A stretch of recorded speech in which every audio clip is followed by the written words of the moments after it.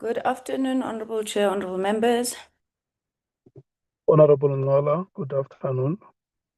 Good afternoon, Chair. Honorable Ntuli, the Chief Whip, good afternoon. Good Oh, afternoon, please, Chair. Good sorry. afternoon to all colleagues. Thank you.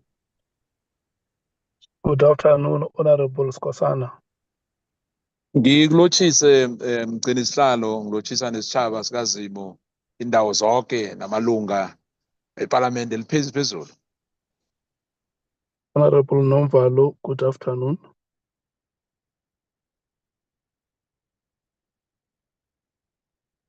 He's gonna join us late. Okay, Honorable Shongwe.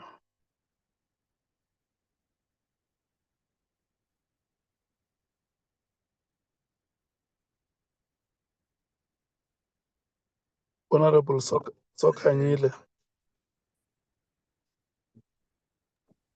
Good afternoon, Chair, and good afternoon to the members of the ad hoc committee.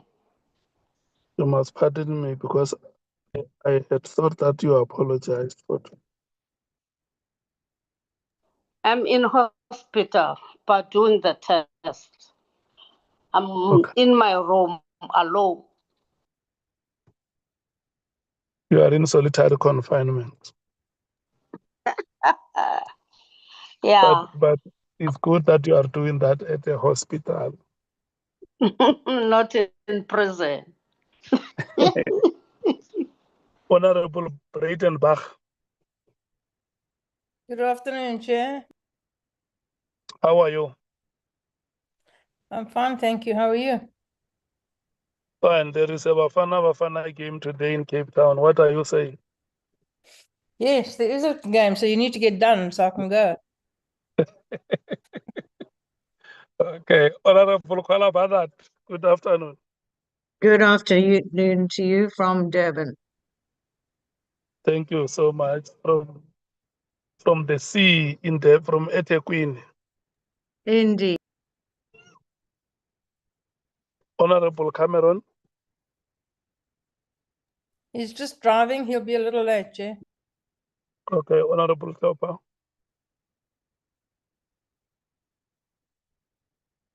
I think he's sleeping. I'll wake him up. okay, Honorable Malema,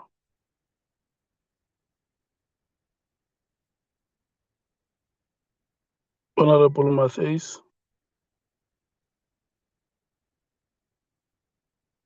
Honorable Mngango,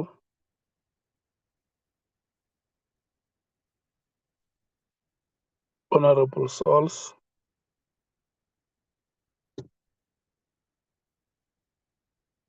Honorable Vessels, Good afternoon, Chairperson.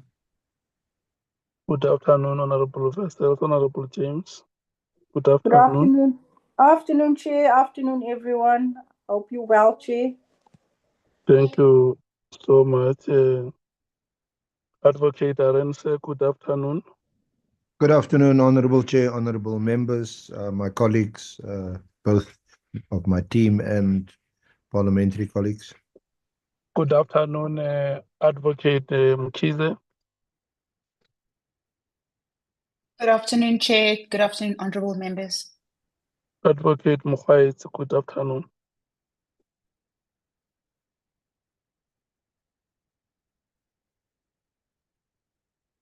Mr. Tejana, good afternoon. Good afternoon, Chair. Good afternoon to the honourable members and my colleagues. Nicolette Van Zyl, good afternoon and welcome. Good afternoon, Chair. Good afternoon, members and all the colleagues. I hope that you have rested enough. Yes, Chair, thank you. You're welcome. Mr. Ramano, good afternoon. Good afternoon, Chair. Barmini bavenda banechendewulu. Rovuare usaningeo, Chair. Both are nebo Ramano. Aye, rota zwavhuḓi, Chair. Thank you so much. Honorable members, can I check if there are apologies? Nicolette, in your absence, Miss Silkstone has done wonderfully well. You must thank her. And greetings to you, Miss Silkstone.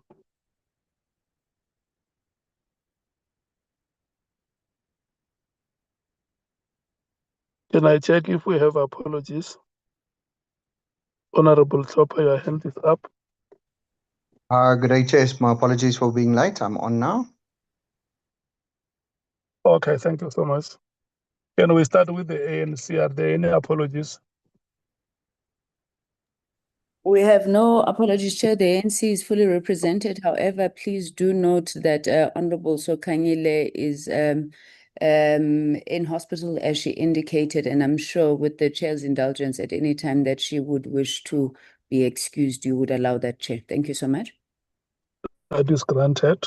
Honorable Skosana, do we have apologies from the people?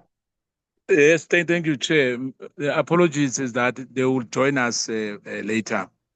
They will join us definitely. Okay. Thank you. The DA, do we have any apologies? Yes, Chair. Honorable Cameron is just driving between the West Coast and Paul, but he will join just a bit late. Okay. And bear in mind the Bafana game, and those are my apologies. Your colleagues in the meetings are the ones between you and the Bafana game. But they understand that you are the host today. You have to be in that game. There's no one between me and the Bafana game. So when the time comes, you stand up and leave. You got that? Bonani, do we have apologies from the EFF? Chairperson, nothing was forwarded to me. Okay, did you receive apology from the PA? Chair, no apology from any member of the committee.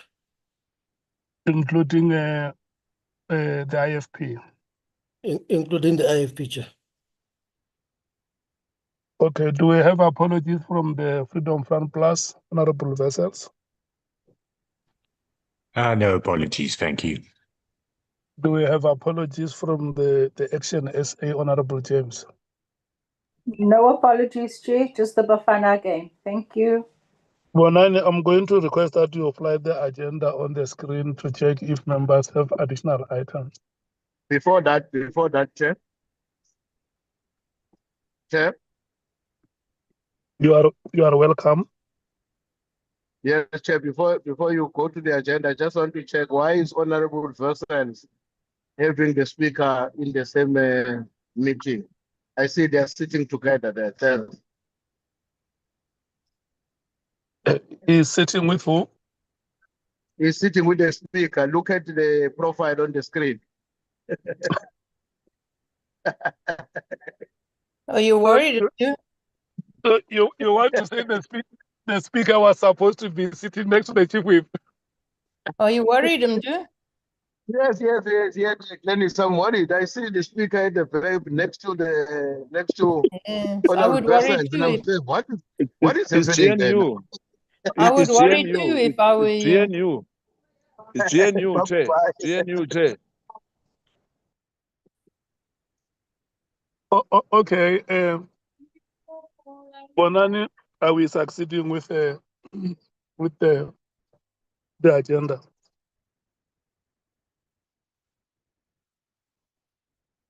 Okay.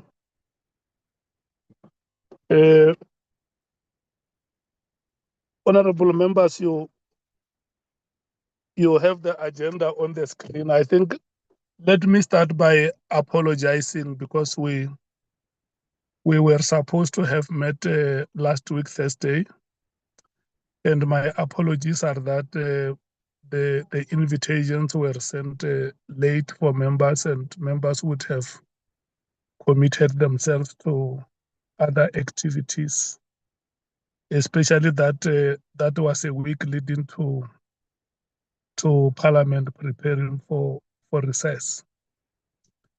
So the meeting could not happen. The reason why we called that meeting was because we understood that Parliament was preparing for a recess, and one major item that we wanted to move in that meeting was the request for extension, which is item number 2 on the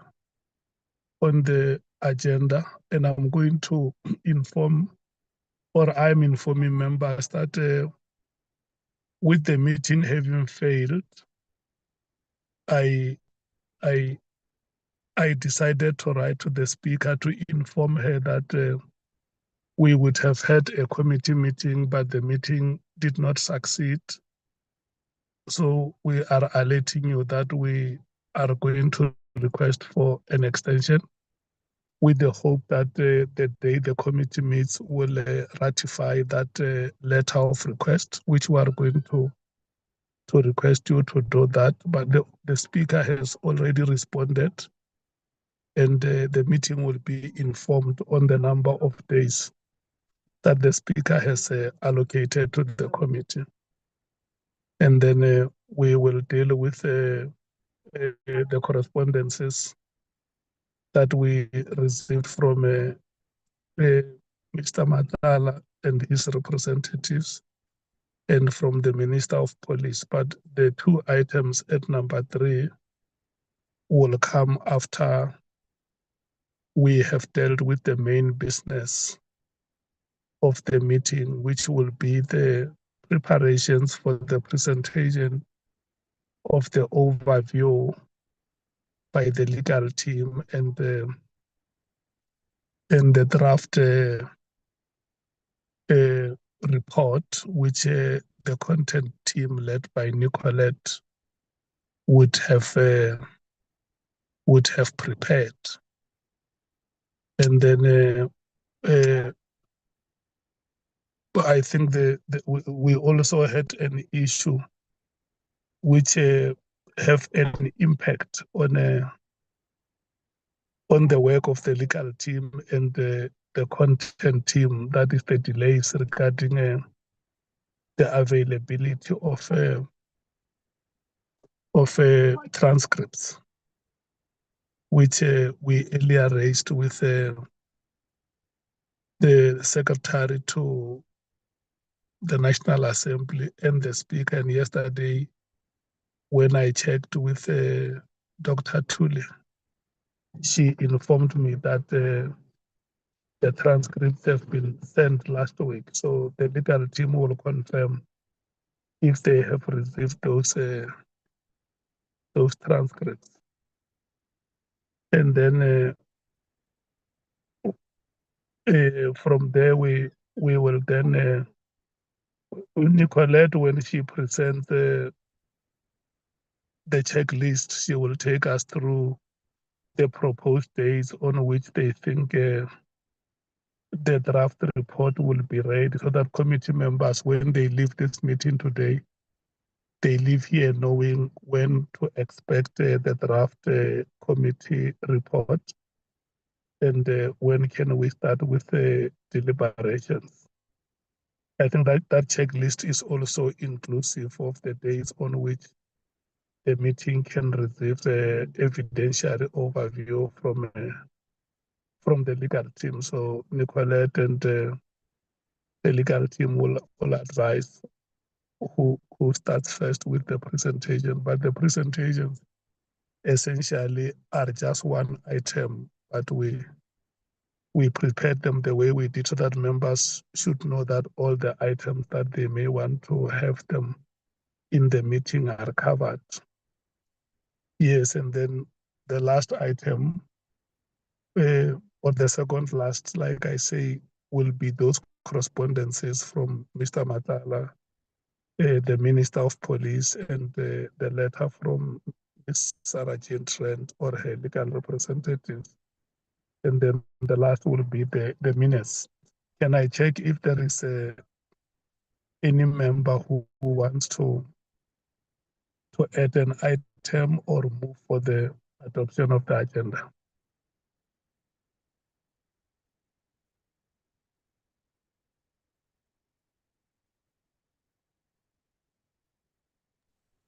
Honorable Chairperson, my hand is up. Kusela. Honorable Sangoni.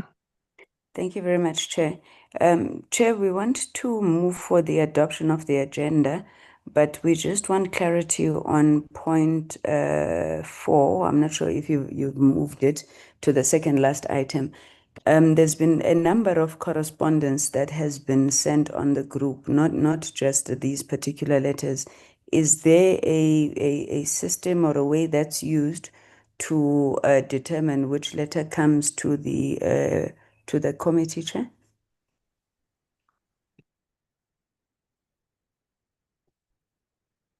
Okay. Bonani, are you able to respond to that question?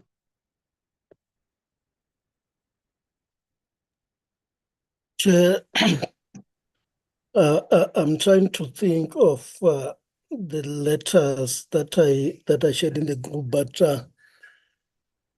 I think some of them, if I remember well, were submissions from some of the people who have already appeared before the committee. So, yeah, I don't know if there are other letters, besides those. Maybe Honorable Sangoni can clarify. Thank you, Chair. Thank you, Chair.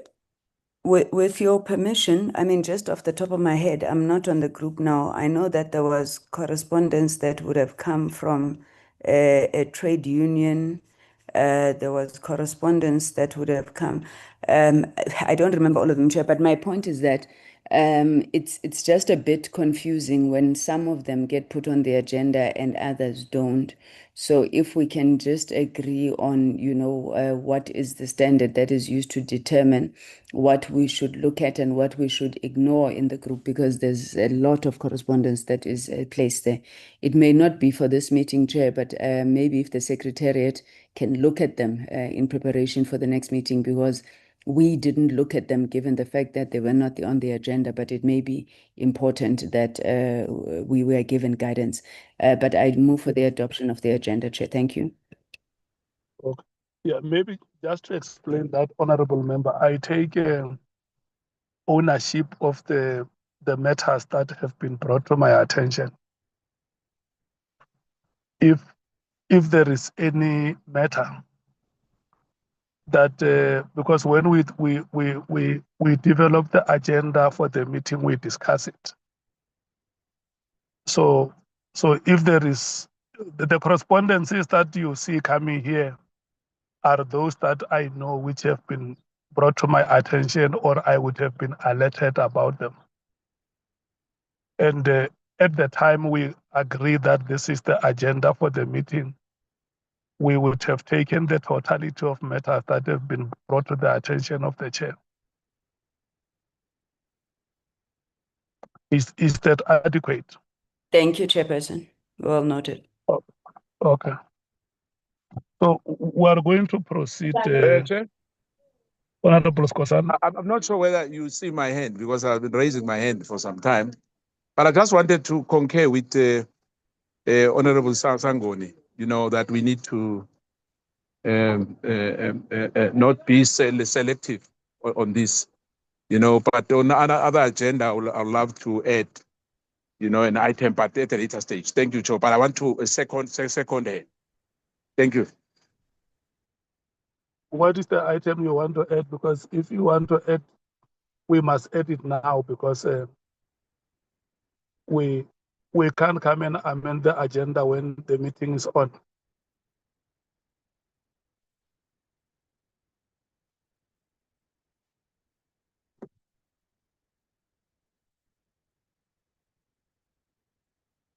Honorable Skosana. Honorable Skosana.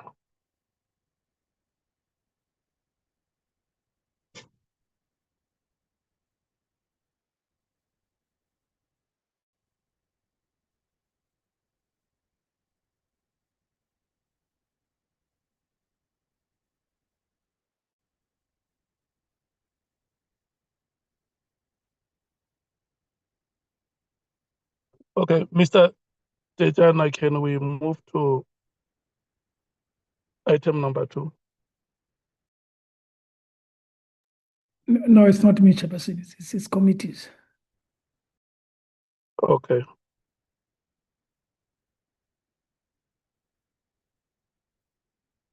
Mr. Romano.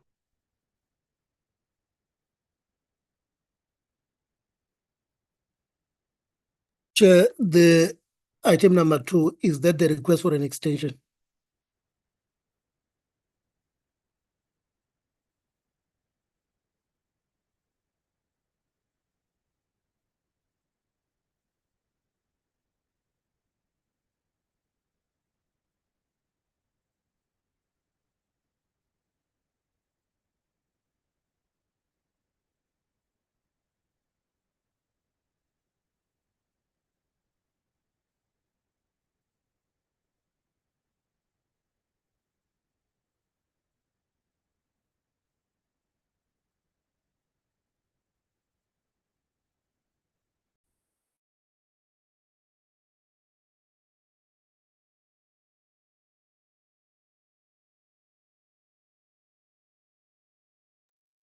Colleagues, are we still in the meeting or is it me?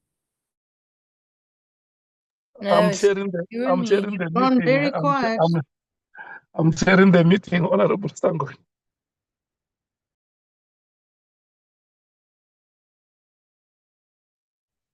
Okay, can we take the next item when Romano is still sorting himself out?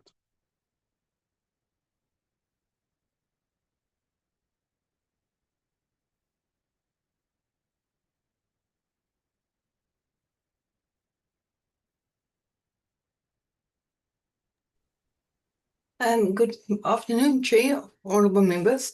I believe that I am the next item, number 3. Yes, you can go ahead. Chair, honorable members, we have here the proposed time frames for reporting. It is quite condensed, and the challenge we are having is that it does not take into account the budget process that is scheduled for the last day, directly when Parliament returns from recess. So members should take note that this time frame does not account for the consideration of budgets, which is a slight or relatively big concern.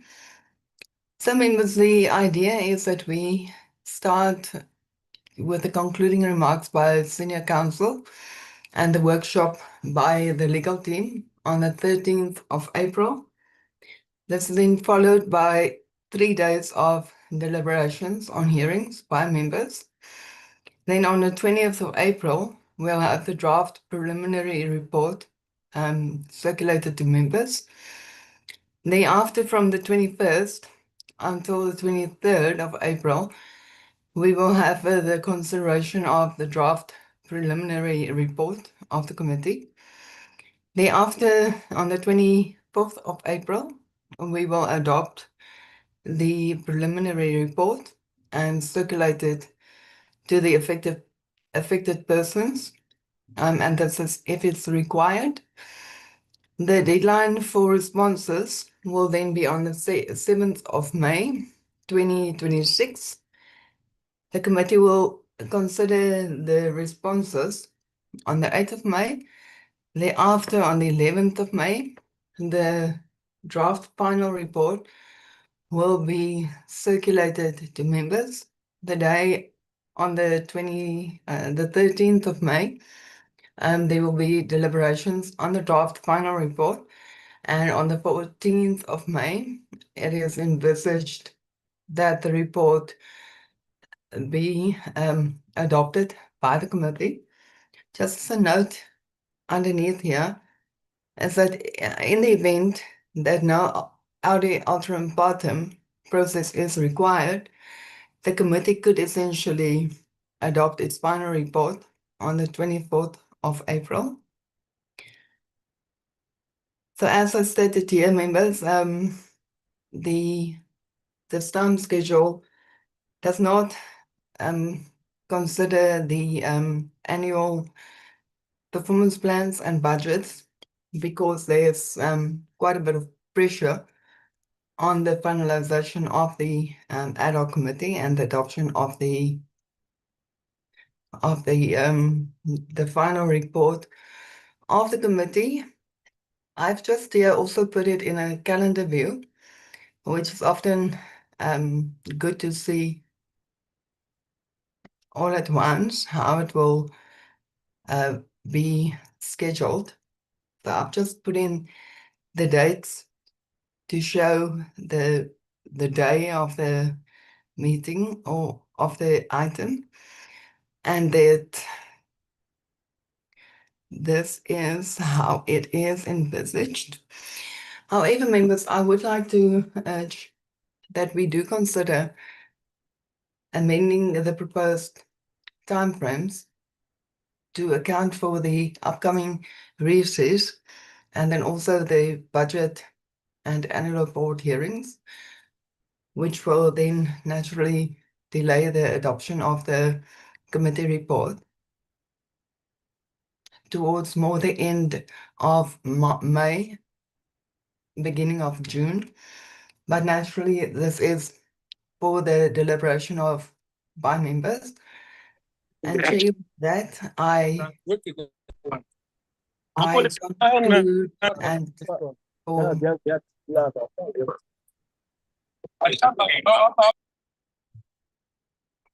Chair, sorry. Then I conclude on this note, Chair, for the committee's deliberation on the possible end date of the ad hoc committee. But currently, this will be a workable solution to conduct the deliberations and hearings and draft the report. Chair, but in saying that, members, it does not include the budget hearings or the APP, and that is scheduled to happen between the 22nd of April up until the 8th of May.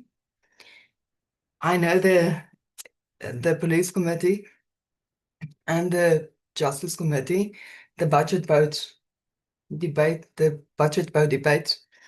are scheduled for the 12th and the 19th of May, which put significant pressure on the two portfolio committees to conclude the budget hearings. But Chair, this is how it stands currently, and we are in the good hands of members to discuss and to maybe, have the deliberations on this proposed timeframe. Thank you, Chair.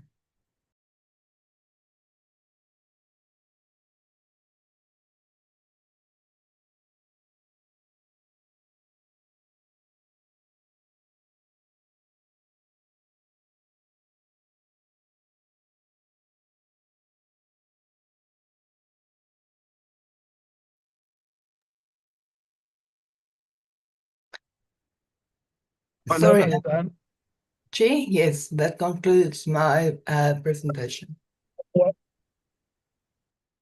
What are your most important days that you want to emphasize here?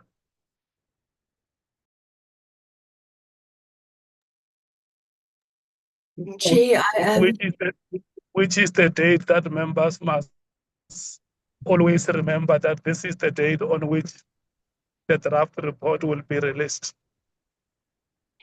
As it stands currently, the idea is to have the final report done and adopted by the 14th of May, and that if the interim partem process is not required, the adoption date could be on the 24th of April. But Chair, I do want to really indicate, and I'm not sure about the deadline or extension date, but the budget hearings and associated process is a really big concern for the portfolio committees to meet, and this will be during this process, or these dates, from the 22nd of April up until the 8th of May. So, Chair, during deliberations, it should be kept in mind by members that there will be significant pressure on the affected portfolio committees to conclude its budget processes. Thank you, Chair.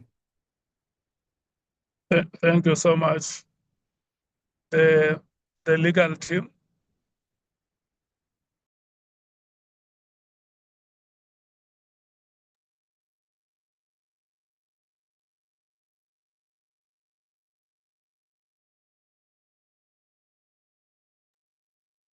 Sorry, Honorable Chair, is that for me or Andile? Parliamentary legal team? Or the evidence leaders? Between you and Andy.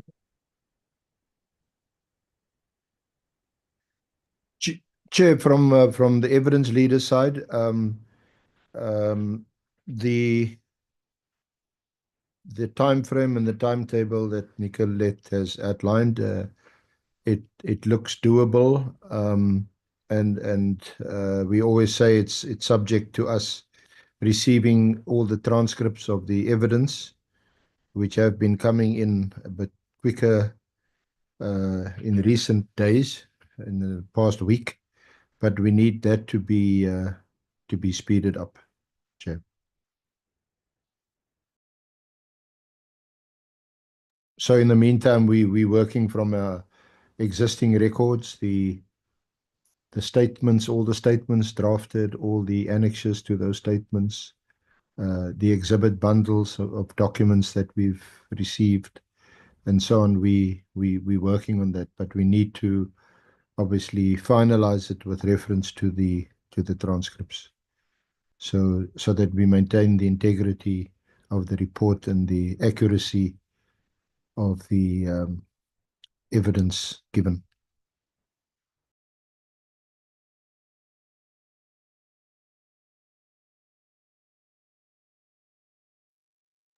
Yes, I got a report that yesterday I was informed that you received the transcripts last week.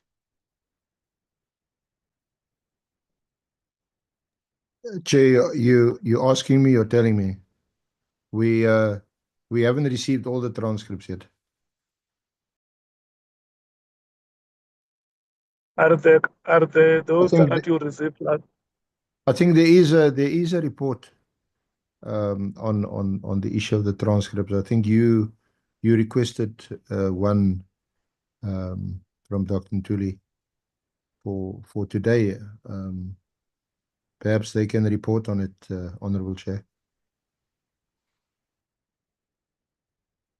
Yeah, but remember, you are the ones who are compiling the evidentiary overview. The meeting wants to get a confirmation from you if you have those transcripts or if there is still a problem. I think I'm reporting I speak subject to correction, Chair, but I'm reporting that not all the transcripts have been made available yet. That is the report that we wanted to get, because yesterday I made a follow-up on the matters of the transcripts, and I was informed that the transcripts have been sent out last week to yourselves. And that is basically why we need to get a confirmation from yourself whether you got the transcripts, so that if you don't have the transcripts, we will then no longer make follow-up with officials, but go straight to the Secretary of the National Assembly for him to know, because he would have made a follow-up with those that are reporting to him. And yesterday, I did not talk to the Secretary. I spoke to Dr. Tuli. She said that the transcripts were sent out to you last week. And if you don't have them, it's a matter which now the Secretary to the National Assembly must know that the report that we got in this meeting or the report that the chairperson got was that you have received the transcripts and you came to the meeting and said that you did not get all the transcripts. Chair, could I just request that either Bonani or Andile assist with that query? As I understand it, and it could be that I haven't looked at the last transcripts that were sent to us, because as I said, we're still working through our own statements and other annexes. But from what I can see, we haven't received all the transcripts. And if I'm wrong, then I apologize, Chair. Can I come in, Chairperson? Yeah, yes, Andile, you are welcome. The reason why I'm asking this question is because we must get to the bottom of this matter and know whether the transcripts are there or they are not there. Because if I had known yesterday, I would have called Mr. Carson. But I was informed that the legal team has received the transcripts last week. Yes, Chairperson. Yeah, you are allowed. Oh, okay, thanks, Chair. Good afternoon again, Chairperson, to honorable members and to my colleagues. Chairperson, the facts on the table are such that we only have 44% of the transcripts. 46%, I'm sorry. In other words, 54% of the transcripts have not been received. And of course, Chairperson, you will recall that this is a matter I've raised even with the Speaker, together with Mr. Klaas, the Secretary to the National Assembly. I even raised it with Mr. Klaas, or even yesterday, to say that for us, this is not a tick box exercise. This report will be the official record of Parliament. It must have integrity. And I think even members themselves are going to require transcripts as part of the reporting process. Because, Chairperson, even if you want to ascertain as to who said what and when and so on, that can only be done via the transcripts. So, Chair, the facts on the table are such that we only have 46% of the transcripts. We don't have 54% of the transcripts. And I think there's a report which was sent to your office which outlines the exact dates where those transcripts are either available or not available. But, Chairperson, perhaps to amplify also the point which my colleague Nicolette was presenting, the presentation which Nicolette was presenting here. The reason, Chairperson, perhaps there was no one speaking on the request for an extension, is that you will recall that this agenda, Chair, was prepared for last week's meeting, which did not sit because of issues of quorum and so on. Now, Chair, you will recall that we wrote to the Speaker requesting an extension up until the end of June. And of course, the Speaker has responded to that yesterday, saying that even though he knows that in terms of Rule 167F, I'm sorry, of the rules of the Assembly, committees determine their own working arrangements. But her feeling, Chairperson, is that June is a bit far. And of course, she proposed, and I'm using the word proposed, Chair, advisably in line with the rules. She then proposed that the date for the submission of the report to the House should be the 30th of April. And of course, I think what Nicolette is saying, Chairperson, is that given those realities, which she has already explained, is that Nicolette is basically requesting this committee meeting to accept that the report will be submitted to the House on the 14th of May. And I think Advocate Norman Arens is saying, from a point of view of the evidentiary overview, he is comfortable with that. But of course, he's flagging the issue of transcripts, which I think we still need to deal with. I'll leave it there, Chairperson. I think I've tried to clarify what the factual position is. Thanks.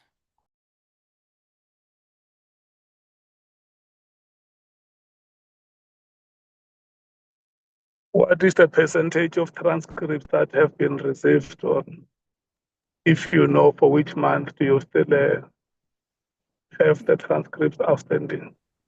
Chairperson. Chair. Hello. Yes, can I maybe just address the issue of the transcripts?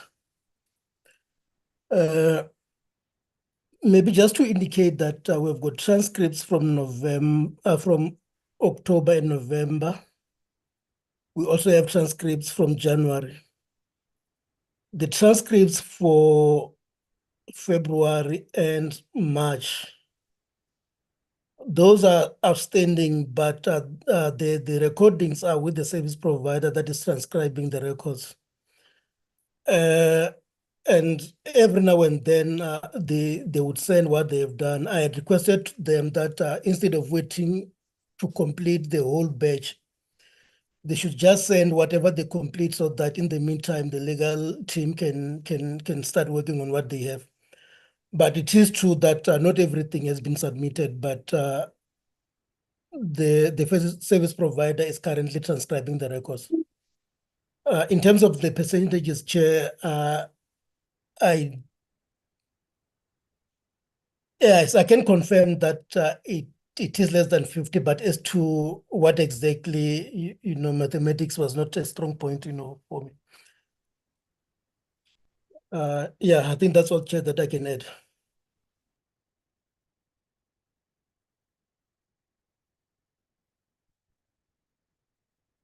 Okay. I'm going to rotate the two items for discussion. In fact, there will be three because Andile has also brought in the response of the speaker into the items. So we will discuss the presentation by Nicolette, where she's essentially saying that everything can be done, including reporting by the 14th of May. And the response by the speaker extending until the 30th of April. And the presentation made by the legal team. Can we start with the African National Congress? Thank you very much, Chair. Chair, we take note of the proposal that has been tabled with an end date of May. And I think as the ANC, we agree with that date. It's a bit of an outlier for us. We would have preferred to have completed sooner, given that the work that remains is the work of drafting the report. However, given the explanations and the delays that have been proposed, we support the program as it currently stands. We have noted the issues that Nicolette has raised in relation to the pressure on members as it relates particularly to the budget processes, and we trust that, with colleagues, we'll be able to, also rework and our schedules to ensure that we accommodate that. So we support the proposal to the second week of May, Chair. Thank you very much. I'm not sure if there are additions from the ANC. Thank you, Chair.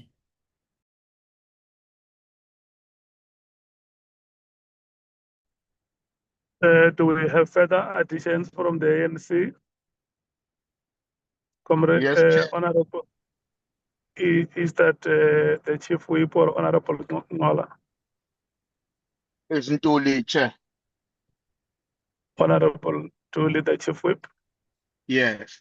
No, thanks, Chair. I want to agree with the recommendation made by Honorable Sangoni, but I also want to make a proposal in addition to it that in order to ensure that we adhere to the deadline of the 14th of May, can we also consider something that we haven't done, which we've been talking about, and that is to make use of some of the days that were ordinarily excluded on our plan throughout our tenure as we were dealing with the work of the ad hoc committee, because I think that will allow us to really and effectively conclude not later than the 14th of May, of course, subject to what Nicolette was saying, that we might even complete by the 24th of April, but depending on the application of the rule that she mentioned, she envisaged that we may have to delay until the 14th of May. And therefore, Chair, as a result of that, I think we should ask you to go back and write to the Speaker in response to what she has written back to you, to indicate that as a committee we met and practically this is what is before us. We are likely to finish on the 24th, subject to the following conditions, which if we do not meet, we will conclude on the 14th of May. And of course, here are the mitigating interventions to ensure that we don't prolong beyond the 14th of May. Thanks.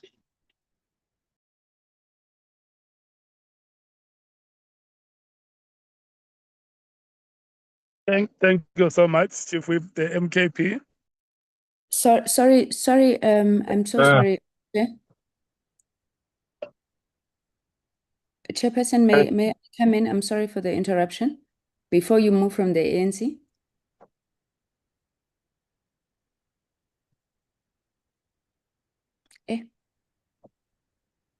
Chair, assuming you're allowing me space, I just wanted to say it may be important if we get an explanation under which circumstances would the ad alteram partem rule not apply. I think we took it as part of the laws of natural justice.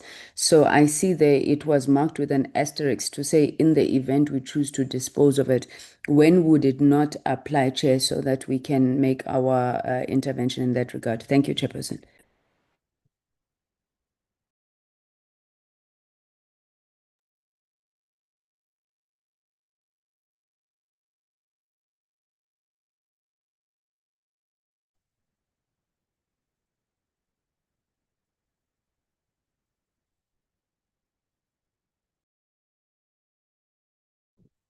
We don't have a chairperson anymore.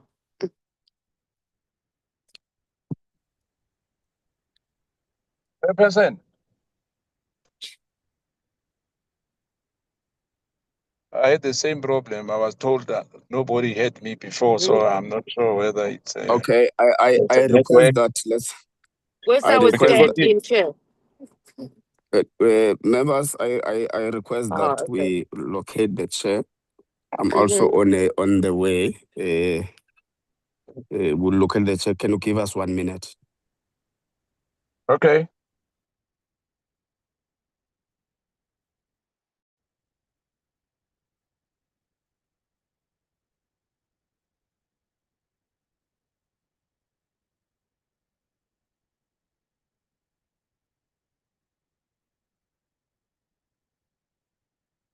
Can you proceed, Honorable Skosana, whilst we're locating the chair?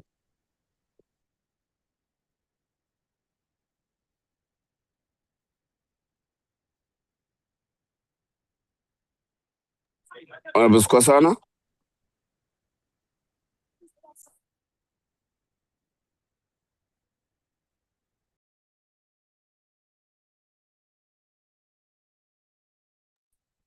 Members, can you hear me? Yes, Chair, We acting can chair, hear we you. can. Yes. Honorable Skosana, can you proceed whilst we're locating the chair?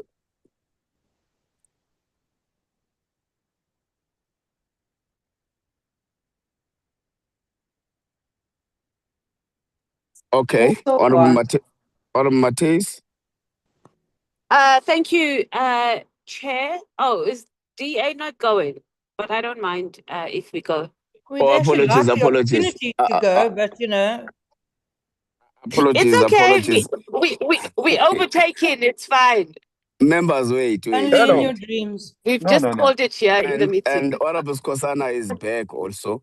Honorable Yes, I'm here. Skosana, please proceed in the meantime. We have been calling for you, but you didn't hear us. Yeah, because you said you are 1 minute, we are waiting for the chairperson, but it's fine. I just wanted to say, I agree with Honorable Nduli, the chief whip there.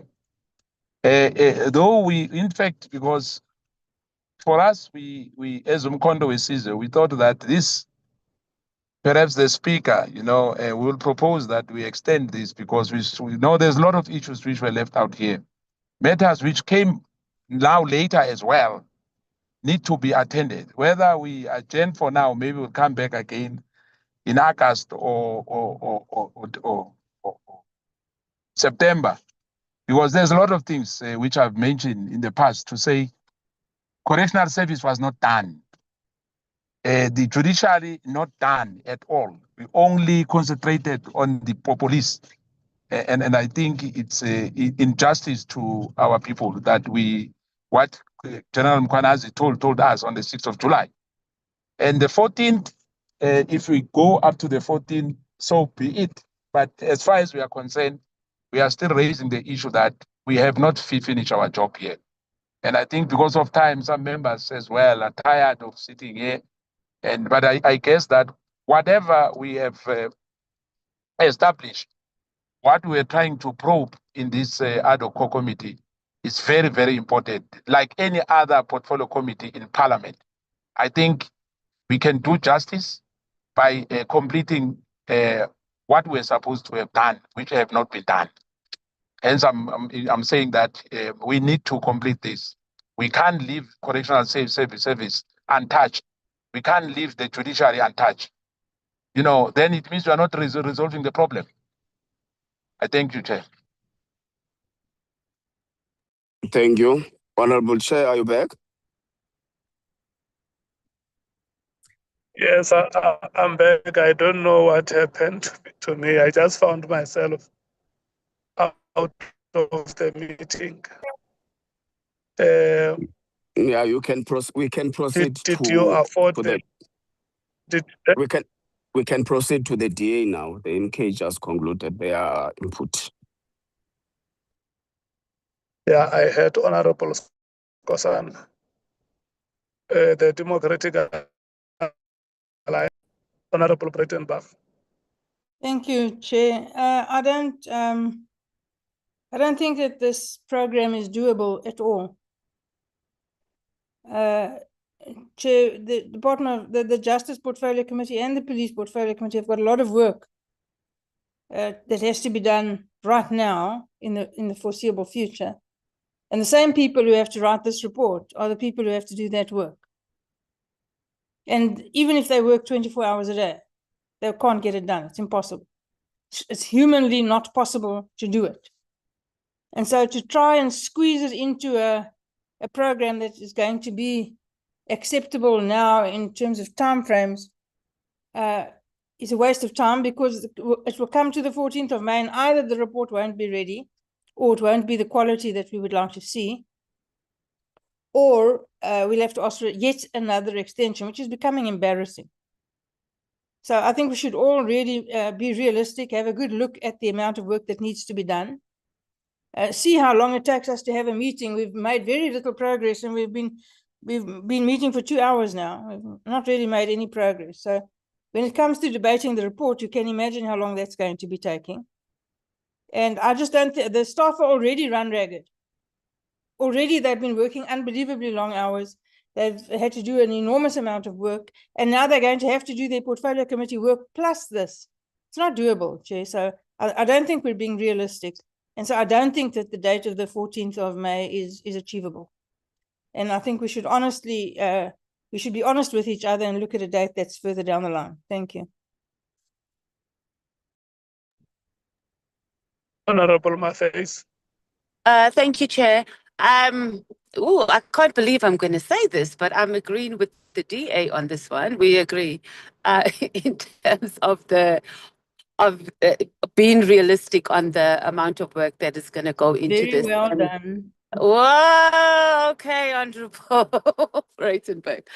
But if we use an example of how long it took for us to resolve the terms of reference, this has been a very robust committee. It's not going to be a rubber stamp that the technical team or even the evidence leader is going to produce a report and we are just going to rubber stamp. We will also be engaging, I'm sure, while I know as the economic freedom fighters, we'll be engaging our attorneys. There is a lot of information that we need to go through. We also do know that our evidence leaders were not capacitated as they should have, because right now, even if we just ask for a timeline, we're not going to be able to get it. And that is the very basics of starting to be able to write a report. And it is going to be very embarrassing for us to go back and ask for another extension. I also support the fact that the staff are also tired, and there is the double amount of work. So perhaps we should look at having a recess and then pick up again in terms of completing the deliberations and the report. I mean, as things stand now, it would be nice for us to get a draft report, and at least each political party will understand, how it's going to be structured, and we can get our technical teams to start looking at it and combing through all the information, etc., that we have. And then in terms of the issue that was raised about additional witnesses, I didn't know, or I might not have been logged on when we spoke about the Inspector General. I don't know how far we are with that.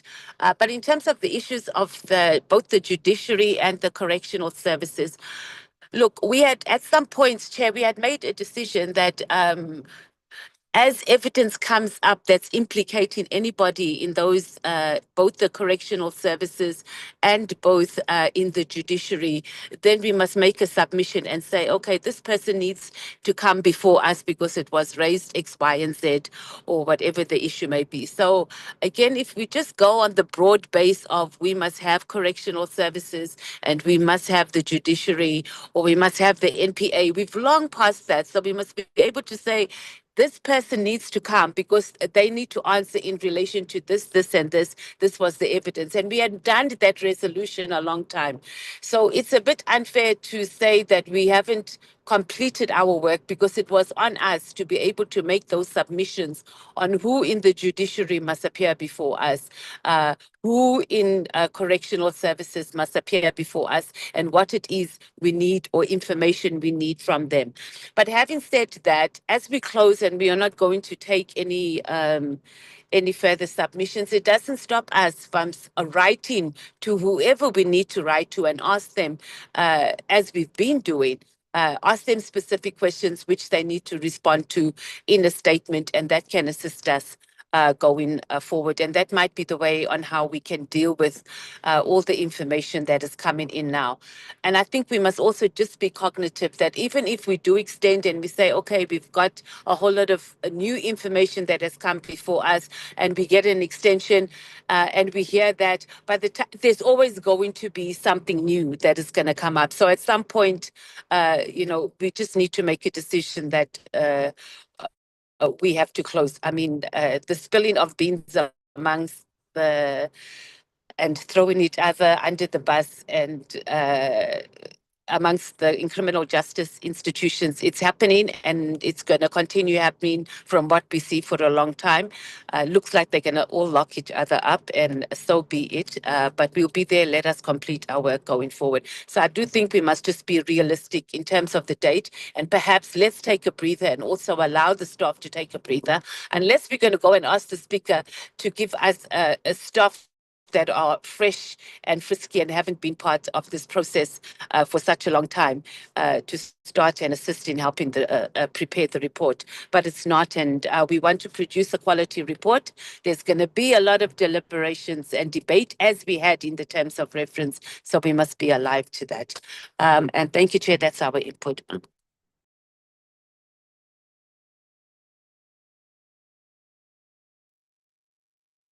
Honorable Mnango. Good afternoon, Honorable Chairperson. Good afternoon to honorable colleagues. Good afternoon to you and welcome. Thank you, Honorable Chairperson. If actually somehow I get cut off, it's because I'm not static. I'm just moving around because I'm in a hospital environment here. Honorable Chair, I think in principle we are in agreement with the set date in May.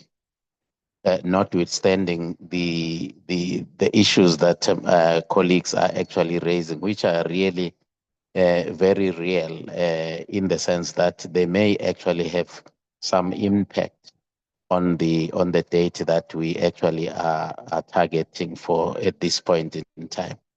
But for the sake of us having a particular target date, I think we need to have the 14th of May and work towards achieving it. If there are unforeseen, developments, then we will be able to see how we actually mitigate against those. But going back to ask for an extension will actually be very embarrassing, to say the least. Thank you, Mr. Chairman. Honorable Sols.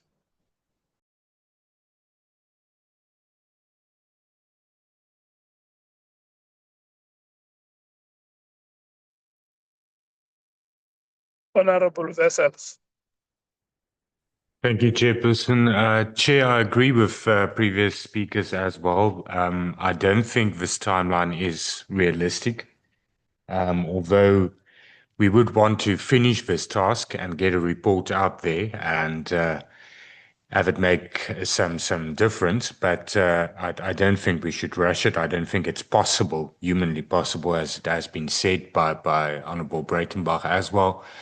I think we should be more realistic and ask for an extension that will allow us to complete the report and that it does not, at the end of the day, just ends up being a rubber stamp exercise. I think we should prevent that, and I think this timeline will rush us to such an extent that we won't be able to deliberate, and it won't be a well thought through a report. Thank you, Chair. Honorable James. Thank you, Chair. Chair, we support the report with reservation. It seems really cramped. And also, we've always said that we need to get back to South Africans. South Africans are waiting for us to conclude. But in all honesty, I don't think we should rush this process, right? There are many other realities also, like mentioned by Honorable Breitenbach and Honorable Mates also, that we need to take into consideration. I think we just need to give it our best shot, do what we can. I'm not even sure how. I'm trying to apply my mind to this, and I think we'll be better equipped after we've had our workshop, actually, in terms of how this is going to unfold. When I see 13, 14, 15, I'm asking myself, is this the entire day? Is this half a day? So in the absence of additional information and in the absence of the members being workshopped in terms of how this is going to unfold and what type of input is needed, we support the report, Chair. Thank you. With reservation. Nicolette. Thank you very much, Chair. I have, through the meeting, I've just quickly relooked dates, and if the committee requires, I can present alternative dates that will not take us far into the future, which will take the recess and budget process into account, if allowed, Chair.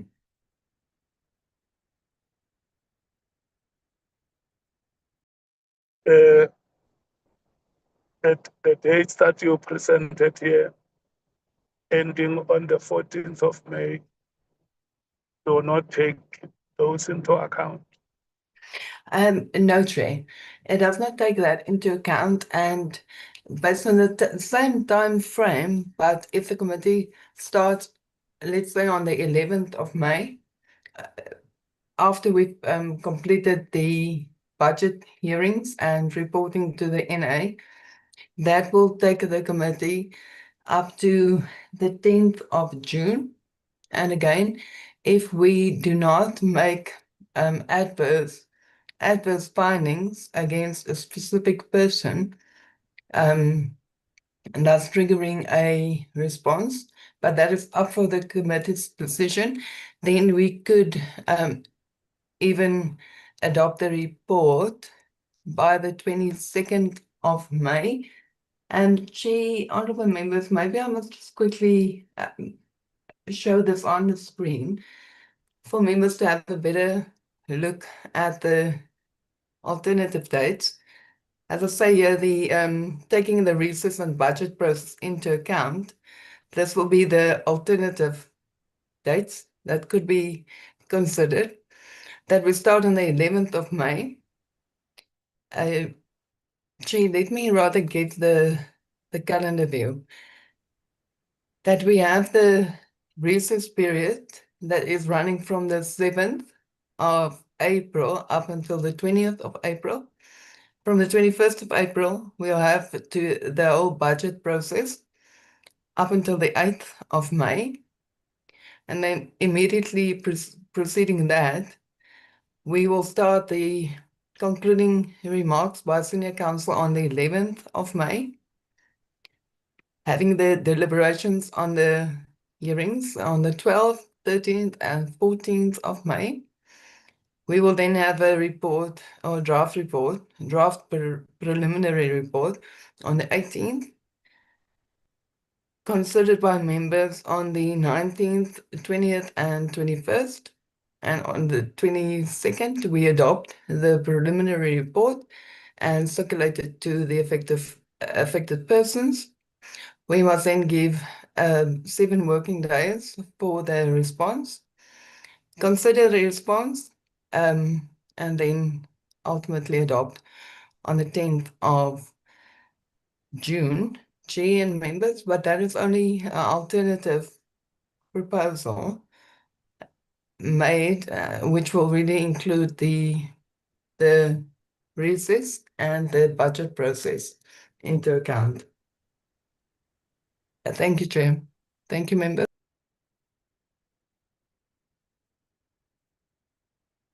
Andile. Yes, Chairperson. Yes, I want to hear your views. Yes, Chairperson. Look, this is an alternative which colleagues, had also prepared as part of giving the full package, to the members so that members can make their own determination. Thanks, Chairperson.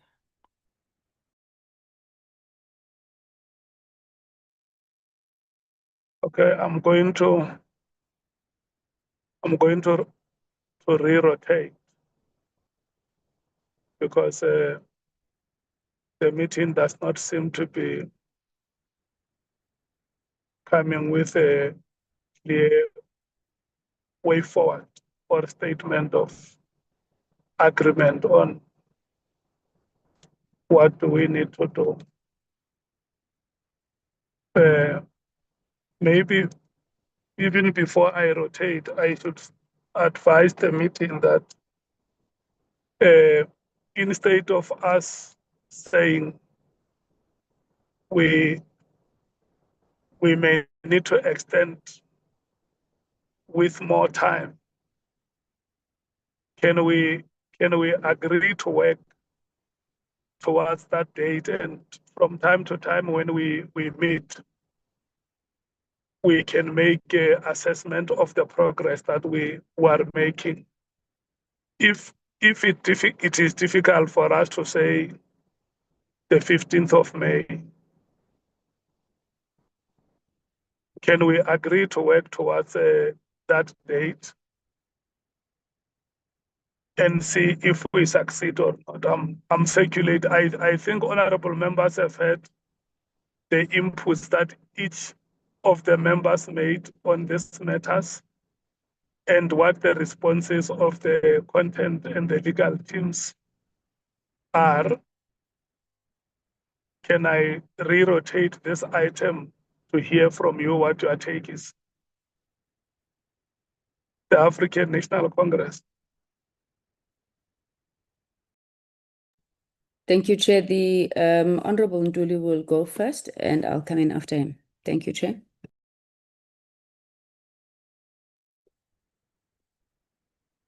Thank you very much, Chairperson, and thanks to the team for bringing up alternative dates. I just want to make one or two observations, Chairperson. The first one is that with regard to the amended dates, which are taking us to the end of May or somewhere towards the second week of June, I can see that the entirety of April is being cancelled as a period at which no work is going to be done. It's just say recess up until, I mean, if you look at, we have the whole month starting tomorrow. Of course, I understand that we've got Good Friday this coming weekend, and those who must go to church will have to do so. And then we then block the entirety of April and say recess. I don't think that is acting responsibly. We can't contradict one another, we contradict ourselves. On one hand, we're arguing that we have been doing a great job, fully supported by the entirety of our population, because of what has emerged on the work of that committee. And so, no doubt, this population is expecting us to provide some recommendations about how to remedy the current situation. And then again, we stand up ourselves and we say, but give us a month to rest. We are tired now. We need the entire month of April to rest before we can start putting together the report. I cannot understand that logic, Chairperson. If the argument is that we are tired, I can't accept that we're going to be tired. We need the whole 30 days for us to rest. My own view is that we must keep the deadline of the second week of May and get the work to be done. When we are closer to that deadline, in circumstances where the work has not been concluded, there might have been some problems along the way, some transcripts are not available, somebody falls sick who had a big job in the writing of the report, many things along the way. We get advised that the work is proceeding, but we think that we may have to extend by another week or two in order to accommodate the following unforeseen circumstances. But to just leave a long, winding timeline that we must now go and focus on budgets, which I agree. Budgets are very involved, very demanding. You get into focusing on budget from the 12th of May, when the budget of the the Justice Committee is the first budget vote to be considered by the House. And so throughout the month of May up until the last budget on the 3rd of June, we would be engaged with the budget processes. But I don't think it is justified for us to, even before we start doing the write-up of the report, we make a conclusion that this time is not enough. Sure, all of us will have our own views about how this matter must be handled, who should be doing what. We must consult our legal teams. We must do all that which we need to do to ensure that we produce a quality report. I do want to qualify my point that the ANC has no intention to see this committee producing a poorly drafted report. But we can't make that decision even before the work of drafting report begins. And I think I need to make it very clear that the ANC will not support an extension in the House, which is as a result of what is being said in this meeting that no, let's just extend beyond the budget. The ANC won't vote in support of that position. We are of the view that let's allow the work to begin. And if by the end of April, I mean, Nicolette has made another point here, which was important, that it may very well be that by the end of April, we're going to be done with this process. And yet, of course, an important question was raised by Honorable Sangoni about the right to reply. And she wanted to clarify under what circumstances we may be confronted by that. But if you take what the report was saying, the initial proposal, the first proposal in this meeting, It was saying if we are not going to have anybody being entertained who must respond because there are adverse finding against them, we would be done by the end of April. Now, to enlarge the period up until June, no, I have to be honest, Chairperson. I don't think that the longer the time, the more the quality of the report. I think the more people who are going to be drafting a report engage with that exercise in earnest immediately after the Easter weekend, the better. And then they advise us at the end of the recess, which is the end of April, and they come back to you and they say, "Look, this is how far we've gone. We think that we need another week or two, or whatever the case may be." I would prefer that we take that approach, but to simply say, "No, let's wait until June," I think it's important for me to indicate that the ANC would not vote for that position in the House. And that must never be construed to suggest that we want a report that is of less quality. Quality cannot be dependent only and exclusively on the time made available. Let the work begin, and along the way, we too have a responsibility to ensure there's quality of our outcome. Along the way, we can be convened and be told, in 30 days' time from today, we can be convened and be told that it's 30 days since the team has been working on the report. This is where the work has gone to, and there's a proposal that we need more time so that we can have something we can explain. But to say the entirety of the recess, no work to be done, we are tired and sitting at home. I mean, this process has been very exhausting, but I don't think that ANC members are going to be sitting at home now that there's a recess. His constituents work and many other political work of the organization. No one is going to be sitting literally at home. Lastly, Chair, and I'm making this point because in all other forums in Parliament, Chief Whip's Forum, Rules Committee, there is a protest that the work of the ad hoc committee is compromising the work of two other committees of Parliament, which is the Committee on Police and the Portfolio Committee on Justice. I think we need to be cognizant of that, and I don't think that we should simply enlarge our own period on the basis that we assume within a month the team is not capable of producing a quality report. We are not going to be drafting a report. We'll be engaging with the draft. And I think let's give the team a benefit of a doubt that within 30 days they can conclude this work. And I want to insist on the proposal I was making earlier on, which I can see nobody seems to entertain. At the beginning of this process, some among us were very militant that the extent to which we are prepared to get into the root of this problem, who are ready to meet on Mondays, who are ready to meet using weekends. We've never done that. Why can't we do it now? Why can't we do it now? Because that was a provision made by us. There was a very bold commitment to that direction. Now we're drafting a report. South Africans are waiting for our own recommendation.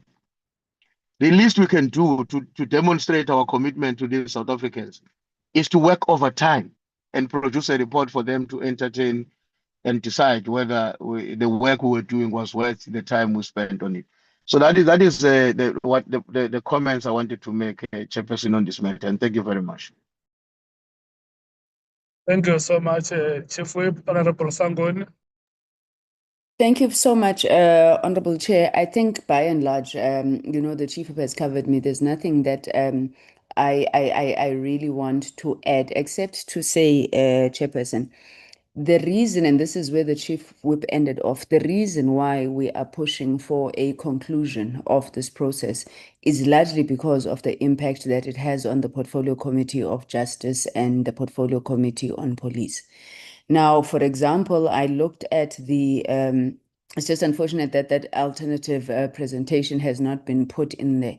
I know, for example, that the portfolio committee that I chair has got budget vote on the 12th of May, if I'm not mistaken, and we have a lot of work to do. But that is why, Honorable Chairperson, you have alternates, and that is why I think if needs be, we need to make a request to the Speaker of Parliament to beef up the staff component as it relates to the work that needs to be done, especially in supporting justice and the Portfolio Committee on Police. When we signed up for this process, we knew that we remained members of parliament. We knew that we had other responsibilities, but we committed to putting this work first to ensure that it is completed. So it can't be that now the excuse for us is that, no, there's other work. We've always had other work. Other portfolio committees have also suffered because their members are sitting in the ad hoc committee.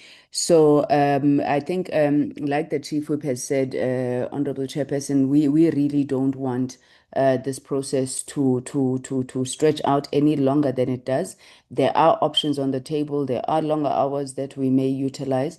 We take into account the fatigue that has raised. It's one of the reasons why we were the first to support, for example, a request from the evidence leaders that Advocate Zigalala is brought in and any other support that may be required. And I would really wish to implore, Chairperson, that in your engagement with the Speaker, you make a request for an additional staff component to either support this portfolio committee or alternatively support Justice and the Police Portfolio Committee to ensure that their work is done. So, maybe let me stop there, Chair. I think the Chief Whip has outlined our position properly. Thank you, Chair. MKP. Thank you, Chair. I think, Chair, for me, the issue of rush as Mkhwanazi party, I don't think it will help us. Hence, I still believe that this work of an ad hoc committee is a parliamentary work. It's as important as any other committees. I know that some of us, we are members of the police portfolio committee. We sit there, and unfortunately, our chair is with us here, or fortunately, our chair is with us here. But indeed, we need a complete, comprehensive report on what we're doing in the last 6 months. But for us to be in rush because there's other job in parliament, we are 400 members in parliament. And I guess others, like the Honorable Sangoni said, we've got alternates as well. But for us to be rushing again, hence I'm saying we have the Justice Committee here as part of this ad hoc committee with the Police Portfolio Committee and Correctional Service, inverted commas. But we've done nothing about that. I'm still saying it, Check here. I don't want us to be hiding this thing. That we've done nothing when it comes to the judiciary. We've done nothing to the Correctional Service. Now, because of rights, because of these other issues that, other portfolio committees are suffering.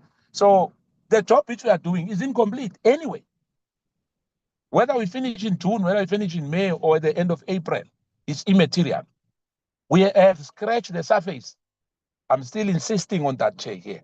That as Mkhwanazi, I'm saying it boldly so. To say we have not completed our job. We have not completed our job.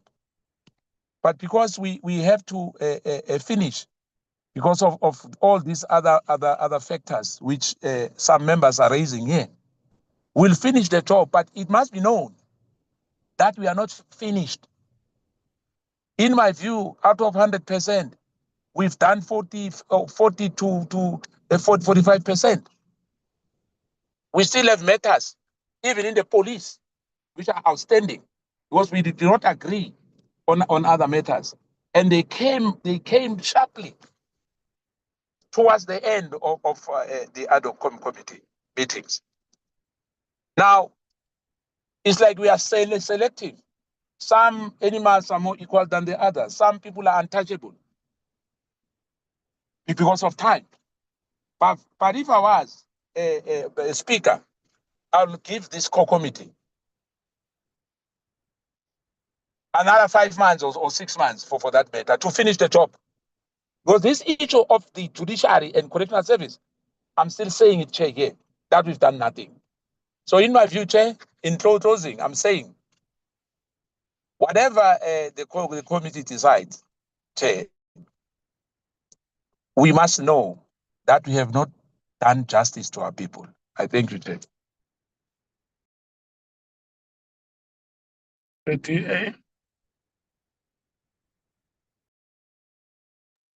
Thank you, Chair.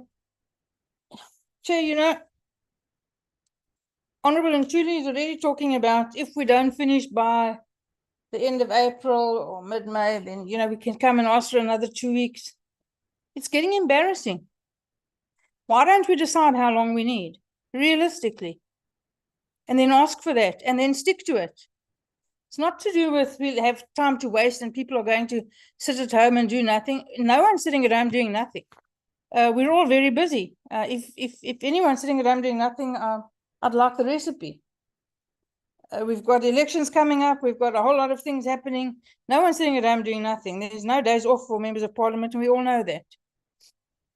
But it's very brave for us to say, we can work harder and we can work longer and we can do more hours. We're not the people writing the report. We're not the people preparing for the budget debates in the APPs. Those people are the same people who are writing the report. And they're only 24 hours in a day, and they are only human. So when precisely do we expect them to do all this work? It's not humanly achievable. Nobody wants to get this done more than me. But to expect the staff to be able to produce this report, plus the Justice Committee budget work, plus the Police Committee budget work, plus the APPs, those are the same people. So realistically, how are they supposed to do it? It's not us that are going to do it. I'm happy to work 5 or 6 or 7 days a week. It's not a problem.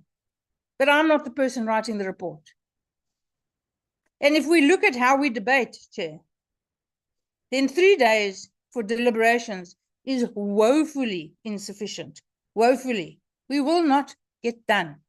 And then we are going to go and ask for another extension. That is a position I would like to avoid. So I do not think that that is achievable. I remain in that position. Thank you, Chair. Not for more witnesses, not for more evidence, to write a proper report, to debate it properly.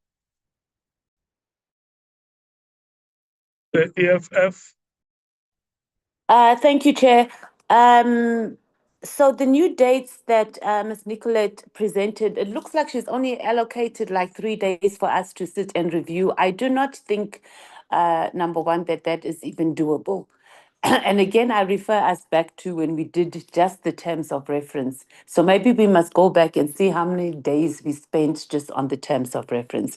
Again, I want to state the EFF position that we are not going to rubber stamp a report from evidence leaders and from the technical team in Parliament. So whatever draft report you give, we are going to go, we're going to dig hard, we're going to come back, and we are going to deliberate. So it's not going to be a rubber stamp report. Also, the issue of saying if there is adverse findings, there is going to be, so it must be a given that there are going to be adverse findings, and that must be catered into with the dates. I agree with Honorable Sangoni about we must get more support staff for the committees, perhaps for police and justice. But I don't know if Parliament is going to release any resources for these committees to continue operating and operating effectively.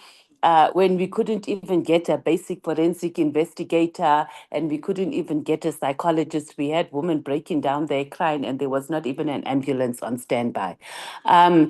So for us to say, Chief Whip of the ANC, Honorable Ntuli, that we must go with the 14th, and then if we are not pushing and it's not looking good, we must go back and ask for another extension. I don't think it's going to work. I think we must just say close it for the end of May, but let's push the dates that we try and conclude by the 14th. But these days already on this new proposal of 3 days for a review, and if there's adverse finding, it's not going to work. But either way, we need an extension. If we want to go back and look clumsy as a committee, which some parties are used to just being clumsy like that, there's nothing we can do. It's fine. I don't think it's a deal breaker in that regard. Thank you, Chair.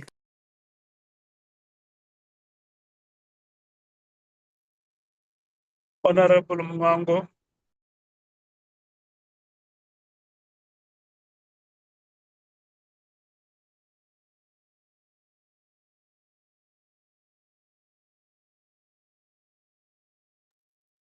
Honorable Vessels. Yeah, I'm here.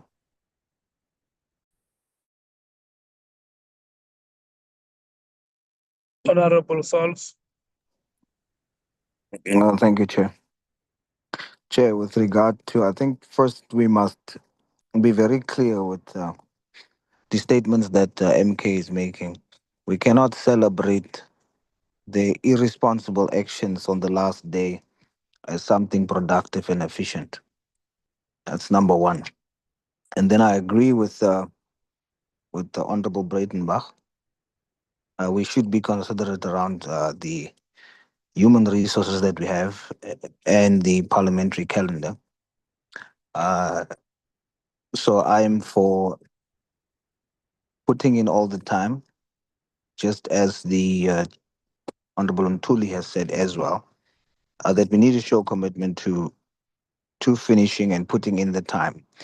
But to balance that two contributions out is to say, let us show that commitment, but also with consideration of the staff that has to do that. And then, but move for extension, give enough time for the staff to do a draft report and enough time for us to deliberate and debate.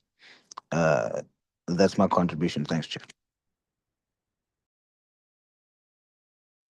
Thank you so much, and welcome, Honorable Sols. Thank you, Chair. Honorable Vessels. Thank you, Chairperson. No, I remain concerned that it's not attainable. It's not possible. And I hear what the Honourable Chief Whip is saying, but I think the point that should be taken is the fact that less than 50% of the transcripts have been received. And that also plays a significant role. I don't think it should be about our availability as members. I think firstly, it's about the staff, it's about the legal team, it's about drafting the report and processing the evidence, and then it is about allowing sufficient time for deliberations. But I do agree with the Honourable Breitenbach. We should rather now not be unrealistic and say, let's take it up until end of April and see where we are, and then we ask for an extension. We sit with the facts in front of us. We know what the situation is with the transcripts. We know what the program is. We know what needs to be done still. And I don't think there's any reason why we should now try to do something that is unattainable and unrealistic and then just get egg on our faces at the end of May, where we then, in any event, will have to ask for an extension, because I can guarantee you, Chairperson, that is what's going to happen and going to transpire. Let's do it now, and let's have a realistic timeline that allows enough time to deliberate and allows enough sufficient time for the staff and the support staff to compile the report. Thank you, Chair. Honorable James. Thank you, Chair. I'm not even sure what more needs to be said here. We've expressed our opinion on the matter, and I guess we support the view of Honourable Breitenbach. I'll leave it at that. Thank you, Chair.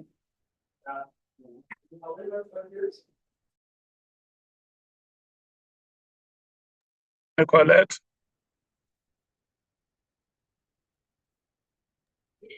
Chair, thank you very much for allowing me to come in. Chair, definitely, the way we have set out the dates is that we will have the concluding remarks by the council and then the workshop by the legal team. Then the committee will go into deliberations. We will, after that, draft the preliminary report capturing the deliberations, and then only will the preliminary report be drafted and then considered by the committee. So the hearings or the deliberations by members will precede the first initial draft. And then the draft will happen, and after that, members will deliberate on the draft report. I just want to clarify that. Thank you, Chair. Andile. No, Chairperson, I align myself with what Nicolette has just said. Thanks. Okay.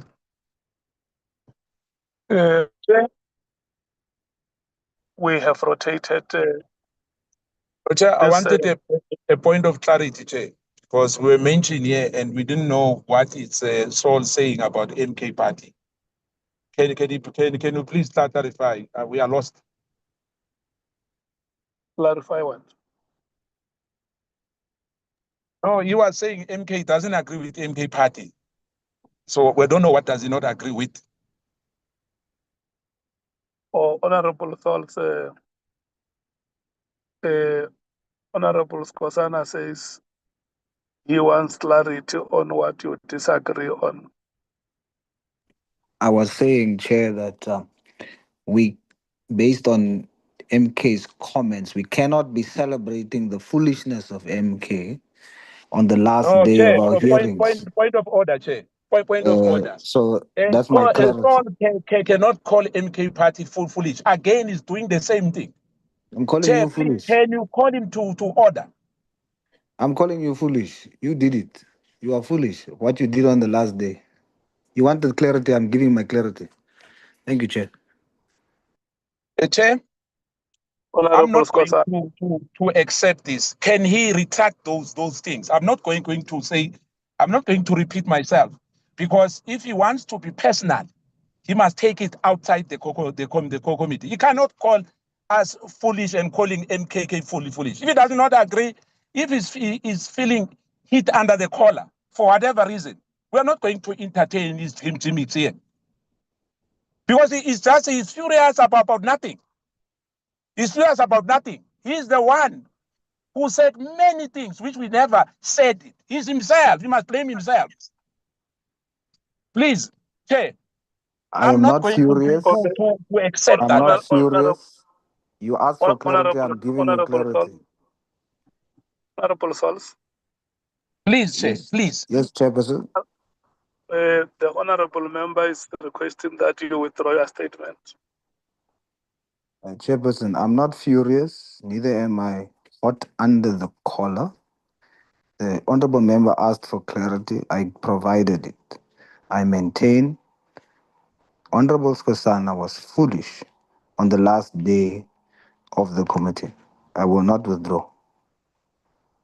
If it does not want to withdraw, I'm going to respond now here, and I'm not going to withdraw too. It's because of what is happening today, of what he did himself. Today we are busy with another agenda. He's talking about something else, which himself he must blame. His own president must blame him. He's the one who named his president and his deputy president here. It's not me. It's not me. They gave us the affidavit here, and General Mkhwanazi brought it as well. Now he's trying to be protecting his party. I'm not going to entertain nonsense here, Chair. I'm not going to entertain Mrutu Atsotsi here. Thank you, Chair. Honorable, he said he is not withdrawing, and I just wanted to give you an opportunity to say what you want to say, so that the meeting can proceed. Okay, thank you so much. And your plan is not working. The plan that they had is not working. How that affidavit got to Mkhwanazi was through the MK. Can you please reprimand Saul? You were foolish. Your plan is not working. Honorable Chair, please. You know, I think General Mkhwanazi was right that we've got some tax in Parliament. He's one of those taxes. Bring evidence, Honorable Skosana. Stop making allegations. You are Okay, foolish. honorable members, let's do this. Let's proceed with the meeting, because it's very clear. You are very clear on your intentions. Honorable, he's very clear. I'm not there, Chair. Me, I was quiet. I was quiet, Chair. Don't bring me into sound. Yeah, okay. Let's allow the meeting to go ahead. This is what is going to happen. because we rotated the matter twice, and you remember that the speaker has given us until the 30th of April. And in this meeting, it emerges that there is no agreement on which date can be the possible end date for the committee. So as it stands now, we will work until the date that the speaker has given. Because honorable members are saying, if we request for an extension and it does not work, we look very clumsy. So let's put the matter of extension aside and allow the committee support team to go and do the work. And then they should be able to come back to us. Maybe what we can do, we can check with Nicolette as to when can she come back to report the progress that has been made to the committee.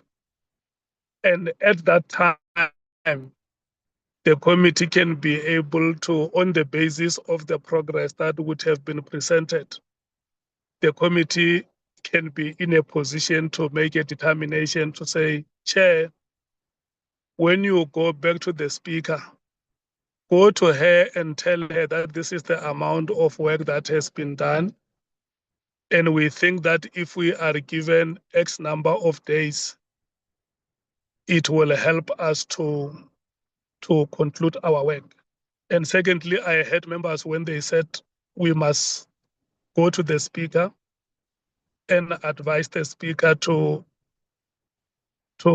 provide additional support to the committees that will be affected by the situation in which we find ourselves. Thirdly, the members are saying it overwhelmingly in this meeting that the hearings have come to an end. The committee is not going to call any further witness before it. The committee has made a decision that the witnesses that it has listened to were the last witnesses. And if there is any other additional information that committee wants, the committee can write to specific persons for clarity, seeking answers, and other things. For now, honorable members, the deadline we have is the 30th of April, and we're unable to agree on a date which we think can be the end date for the committee, given that we don't have any basis to make such a decision. Number one, there is no report available before us. Number two, there are some transcripts which are still missing. There are two important points that have been made by the Chief Whip and Honorable Breitenbach. Honorable Breitenbach has said that parties will be starting with local government election campaign. We don't want to have a situation where we no longer have members available here because their parties have deployed them to organizational activities. Number two, about the people of South Africa in whose name we serve. And this is the point that Honorable James emphasized in one of our previous meetings, to say the report of the committee should be made available on time, so that we don't have a situation where people even lose interest and end up resigning from the whole process and say, in any event we knew this is the Parliament of South Africa, this is how they do this process. So let's work on those deadlines the Speaker has provided. When we go back to her, to report to her, we should be able to say the deadline you have given us, this is the work that has been done, and we think we have concluded our work, or we have not concluded. But here, at the stage where we find ourselves, Speaker, we think we can be able to tell you on which day or date do we think we can be able to conclude our work. Is that okay, honorable members?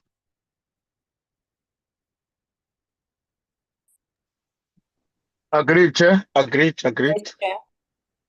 Thank you so much.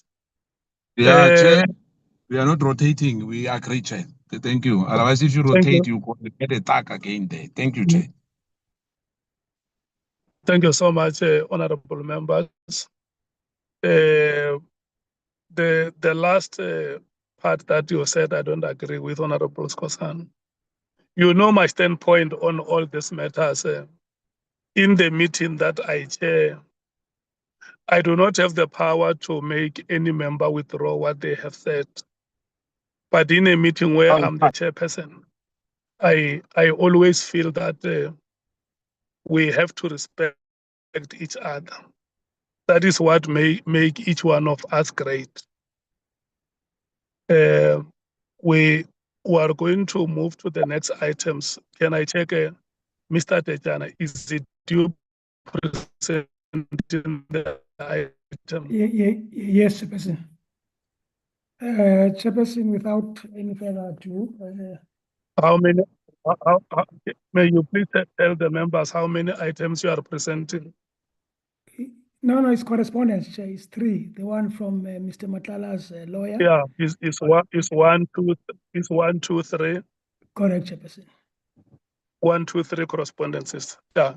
Correct. Thank you. You can start now. Okay, Chairperson. Chairperson, I'll start with the correspondence from Mr. Matlala's lawyer. Chairperson, on the 19th of March, 2026, we received correspondence from Mr. Vusimuzi Matlala's legal representatives, Hlau Maluleke Attorneys Incorporated. In the said correspondence, a special power of attorney signed by Mr. Matlala in Kokstad is attached, dated the 13th of January 2026. Chairperson, at the heart of this correspondence is the allegation that the committee made use and relied on WhatsApp communications purportedly received from Mr. Matlala's devices, and that the committee further made use of and relied on WhatsApp communication purportedly sent by or received from Mr. Matlala's device by other witnesses on their devices. Chairperson, you will recall that Mr. Matlala appeared before this committee on the 26th and 27th of November 2025, and his sworn statement is self-explanatory insofar as these text messages are concerned.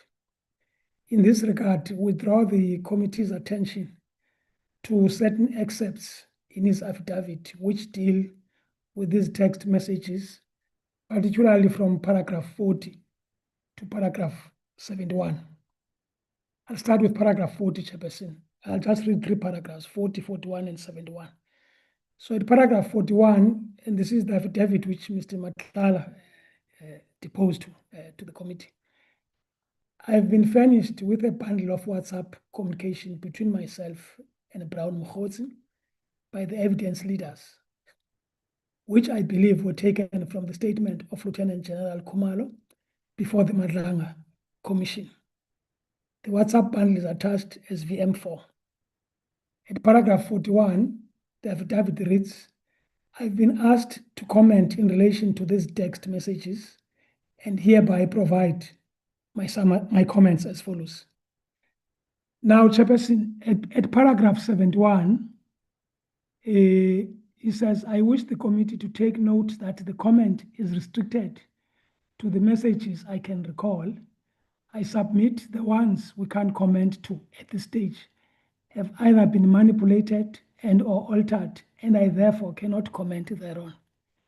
The point we're making, Chairperson, is that Mr. Matlala commented and engaged with the text messages under review before this committee, voluntarily in the presence of his legal representative. Importantly, he did so willingly, independently, and without external coercion. Furthermore, you will recall that General Khumalo had appeared before the Madlanga Commission prior to making his appearance before this committee. Below, we provide an excerpt of General Khumalo's affidavit, which he presented before the Madlanga Commission. Paragraph 79 of the said affidavit reads as follows.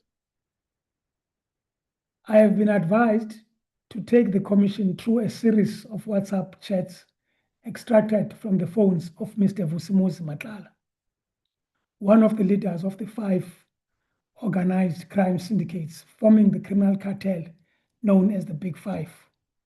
The consent form for the seizure and extraction of contents of the devices signed by Mr. Matlala is annexed as SDK-10.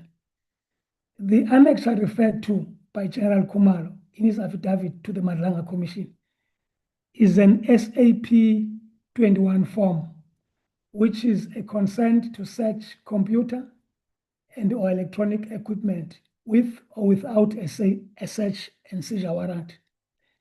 This document was signed by Mr. Matlala on 14 May 2025. The point we're making, Chairperson, is that Mr. Matlala's legal representatives have their facts crossed and they are backing up the wrong tree. Accordingly, this meeting should authorize us to write to them and set the record straight. So that's our recommendation, Chairperson.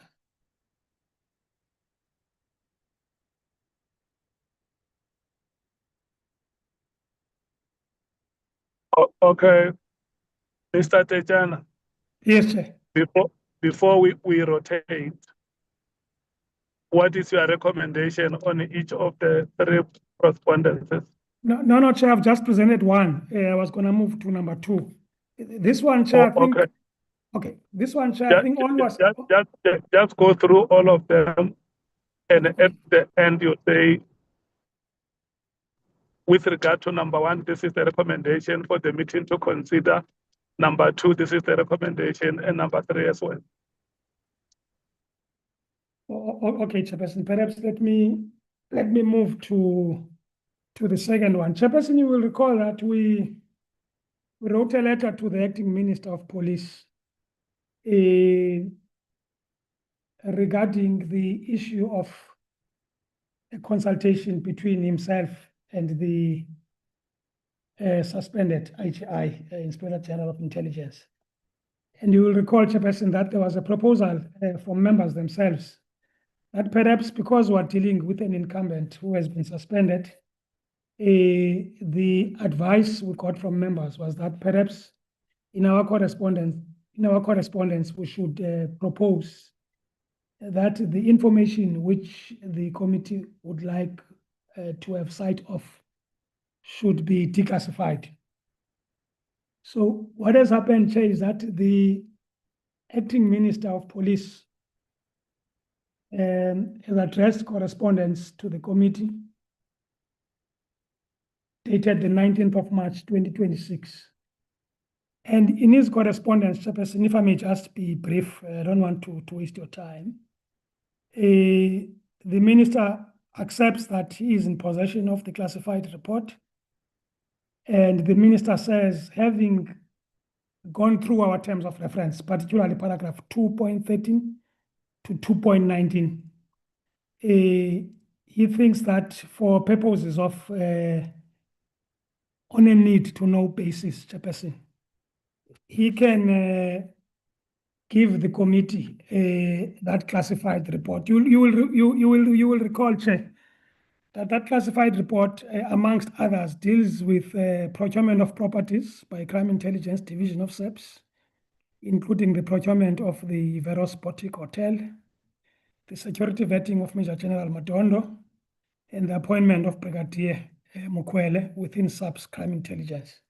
So what the acting minister is saying, Chair, is that if the committee can follow the protocol, which is reflected under its terms of reference from paragraph 2.13 to 2.19, the minister would not be opposed to this committee having sight of it, Chairperson. But of course, the committee will have to decide on a date because, as you know, Chair, this information must be under lock and key. Committee members, unfortunately, not alternates or co-opted members, will have to be given a venue, Chairperson, to sit there with this report. And of course, depending on how big it is, members must be given an ample opportunity to go through it. And of course, Chairperson, that we would need dates in terms of availability for members of the committee. That concludes my second one, Chairperson, because that's the gist of it. I mean, other issues, Chairperson, there's no need for me to repeat them. I think that's the crux of it. The third one, Chairperson, I'm looking for it now because but a lot of things happening over my desk here. Okay. The third one, Chairperson, we received Chairperson correspondence from the attorneys of Ms. Sarah Jane Trent, dated the 23rd of March, 2026. Ms. Sarah Jane, you'll recall, Chairperson, that she appeared before yourselves on the 5th of March. And I think the purpose of a correspondence is to have her oral testimony, which was given on the 5th of March, declared invalid, struck from the record of oral evidence hearings, and for any transcription to be declared pro non scripto, as not written. And she says, the Chairperson, that she was diagnosed with post-traumatic stress disorder as early as 2017. And on the day in question, she was so overwhelmed such that she suffered a secondary trauma, which led to complete helplessness. I mean, on her part, in other words, re-traumatization. And that she has sought a forensic psychologist who she mandated to carry out an analysis of a condition and produce a report to that regard. She says, Chairperson, on the day she was unable to concentrate, to understand or follow the questions, and was unable to answer questions in a cogent manner. She even makes allegations, Chairperson, that she was held against her will. Chairperson, our recommendation here is that, look, we are worried about the fact that, Chairperson, remember, this is, let's talk about the personality involved here first. This is an admitted attorney, Chairperson of the High Court, so we're not talking about, yes, she's on the non-practicing role because she's not practicing. We're not talking about just any person from the street. There were consultations, Chairperson, which took place between her and our evidence leaders, not once, not twice, on numerous occasions. And she had an attorney, assisting her, Mr. Terrell Fuhrman. And even the affidavit which she put together, which is now part of the record of the committee proceedings, is work which is a product of her consulting with the attorney, which is Mr. Fuhrman, and also consulting with evidence leaders. The difficulty with this, Chairperson, is that we're apprehensive about it because our view is that if we start getting an avalanche of letters like this, people saying, yeah, look, the evidence I presented to you because of 1, 2, 3, 4, 5, it must be excised and so on, we will end up not having a report in front of us. And we think that even though, Chair, this is quite a difficult one, but we think that, Chairperson, the only competent forum which can excise or which can force us to excise evidence is a competent court of law. And Chairperson, that's our recommendation, that in fact, even the report from the forensic psychologist, we have not even received it 8 days after, she wrote to us. But our recommendation, Chairperson, is that we should be very much circumspect of people appearing before us and then writing to the committee and saying that the evidence should be excised. But look, we're not on a good, she is not on a good wicket, Chair, because as I say, even the report that she makes reference to, that she's still seeking, is not objectively and factually before the committee. I'll end it there, Chairperson. Thanks very much.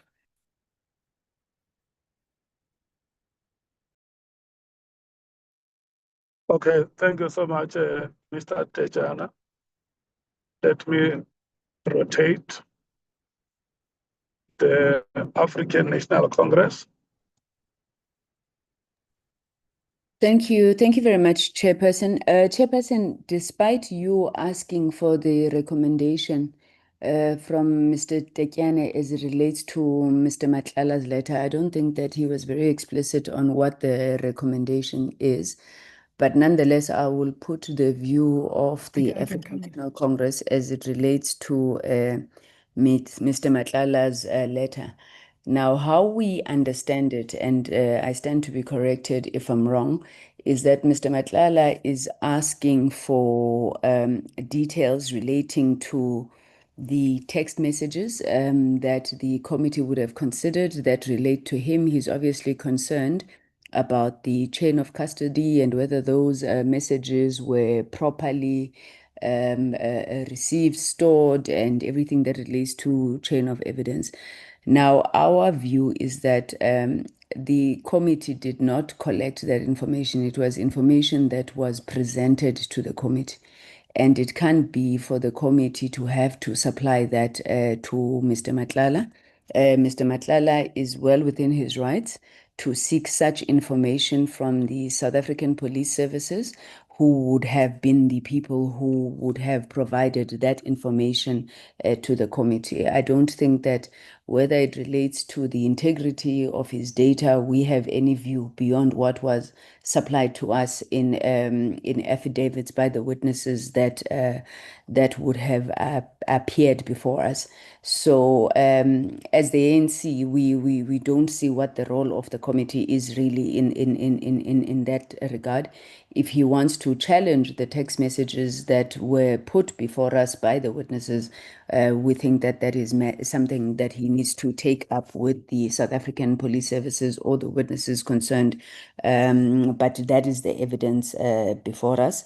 I mean, we take note of the odi alteram partem principle, saying that if there's anything that he then wishes to raise with us, because you can see just from the tone of the letter, the intention is to probably challenge the authenticity of those messages, and that is not something that we as a committee are able to determine. But perhaps when Mr. Tekiana comes back and explains what his recommendation is, he can speak to our understanding as the ANC.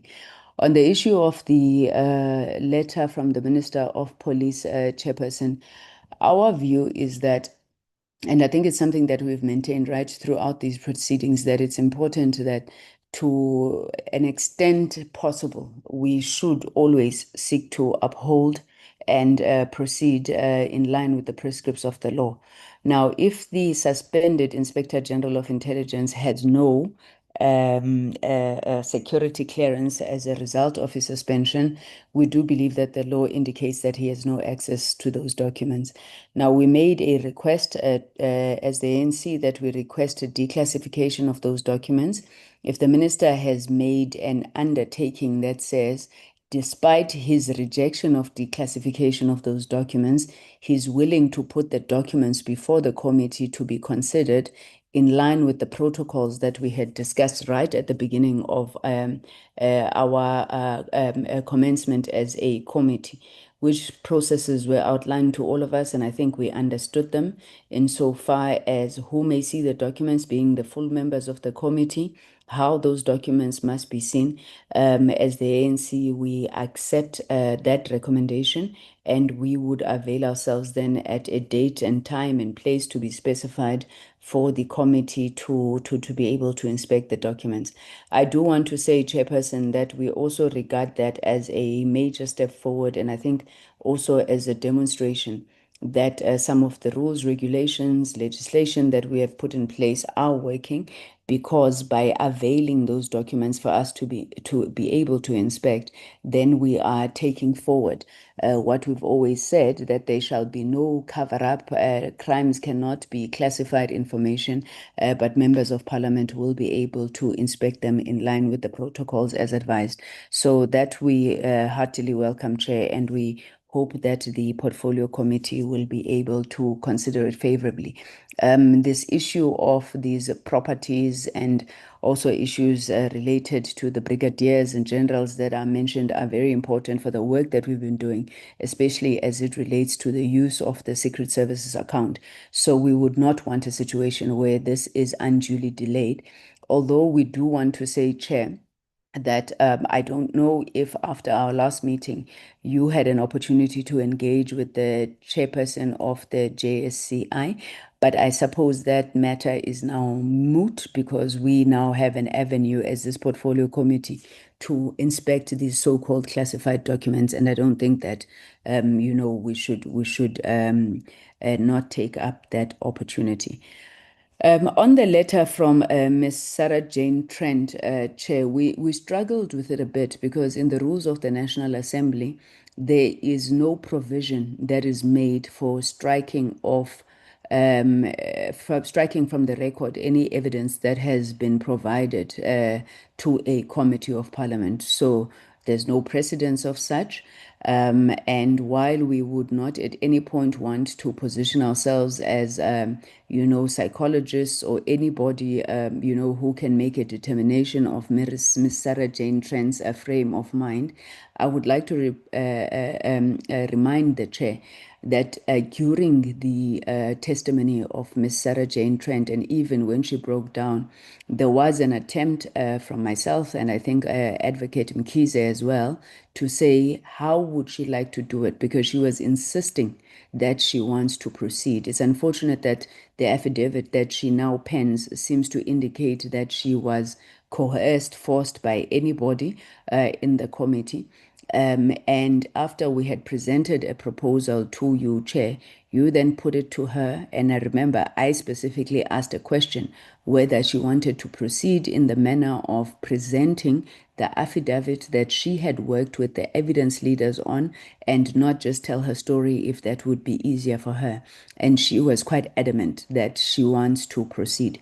So I think it's a bit disingenuous that she would come now a couple of weeks after the fact and want to raise an issue that she may have been coerced in any manner, or she was suffering a post-traumatic stress disorder.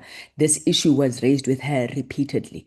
And I know, for example, Honorable Kola Barnard was adamant that we should not proceed, and Ms. Sarah Jane Trent herself insisted that she wanted to proceed.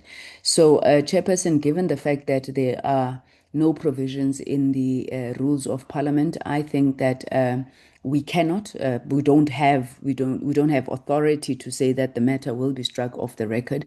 However, what we should do is to take her supplementary affidavit as part of the record, where she indicates that maybe for this reason or another reason, she may not have given us the answers that she wished she have, and we will consider that as and when we then consider her evidence, which is part of the record and remains part of the record.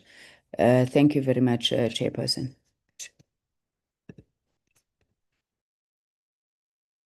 MKP.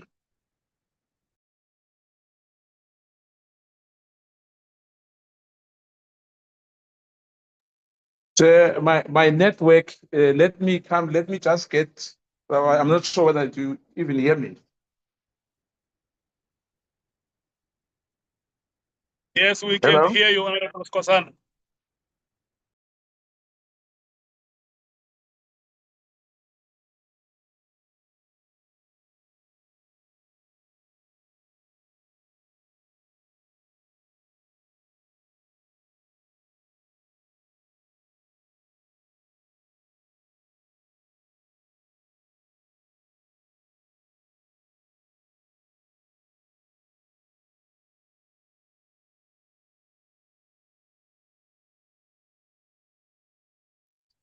The DA.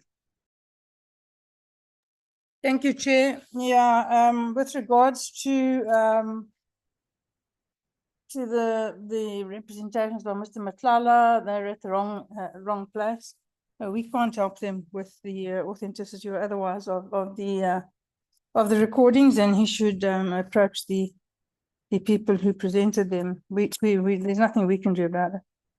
I was not there the day Ms. Trent gave evidence, but generally I agree with the proposals of the inputs of Honourable Sangani. We can't now be striking evidence off the record. In any event, I don't believe that the committee has the power to do that. So, if they want that end result, then the only option would be to take us on review. I don't believe there's any other way around that, Chair. And what was the third issue? I forget now.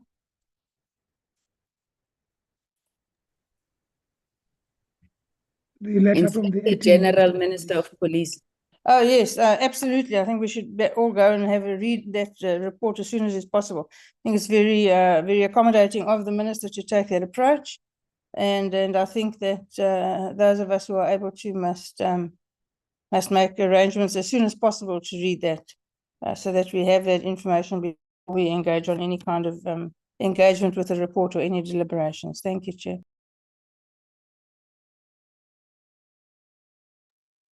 Thank you so much, Honorable Breitenbach, Honorable Matthys.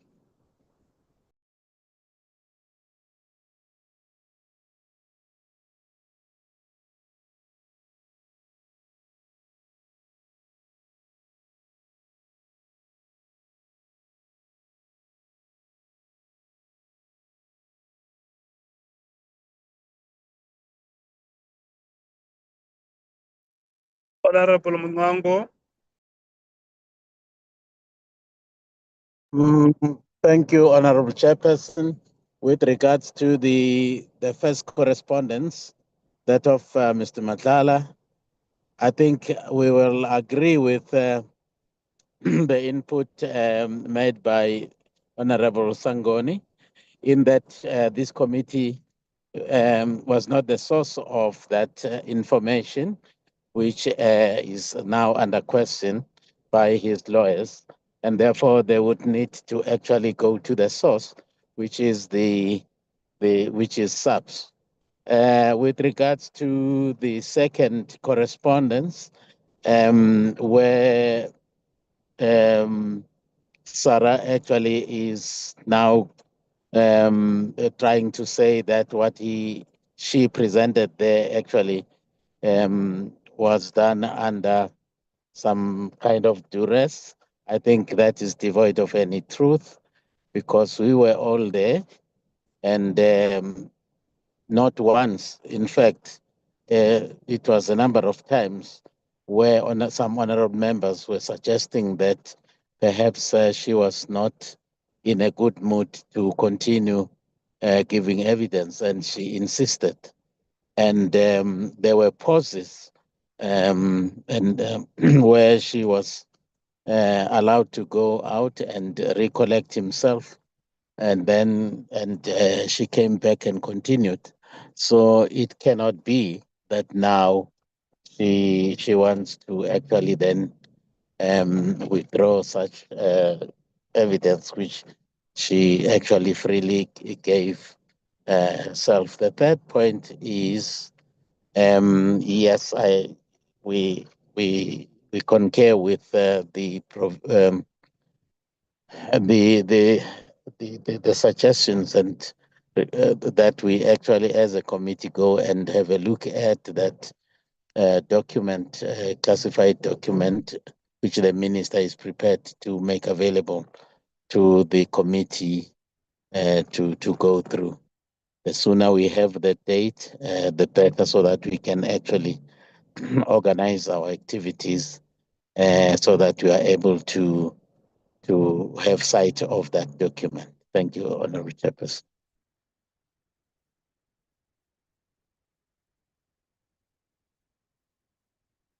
Honorable Sols. Honorable Chair, thank you. Oh, in terms of the first one, Mr. Matlala, I agree that we are not responsible for providing those details because it was presented to us as evidence in the different affidavits from the witnesses. And it is from that basis that we interrogated that particular information. So I suppose the records of the different sittings for that need should suffice. And if they want to go in depth, they have to speak to the officials that provided that to us. On the issue of Ms. Trent, the committee can only take responsibility for what happened within our sittings. And for what happened in our sittings, which is publicly available, we were fair. It can be shown that she was not forced or coerced in her testimony. So that is there, it's available. So the committee is clear that we have not coerced her. Where the committee cannot comment as a formal structure is what happened outside of the committee sittings. In her affidavit, when she speaks about her experience in the toilet with Honorable James, claiming that Honorable James has manipulated her, calling her a strong woman there, and when she came back into the sittings, she was told by Honorable James she will crawl out of there, and she was humiliated. Now, we Chair, can may say... I come in here, please? Point of order, because Honorable Sols is clearly out to disrupt today, and I'm not going to have it.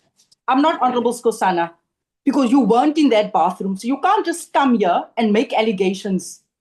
You clearly have a lot on your plate, coming here to disrupt this entire meeting and trying to aggravate us.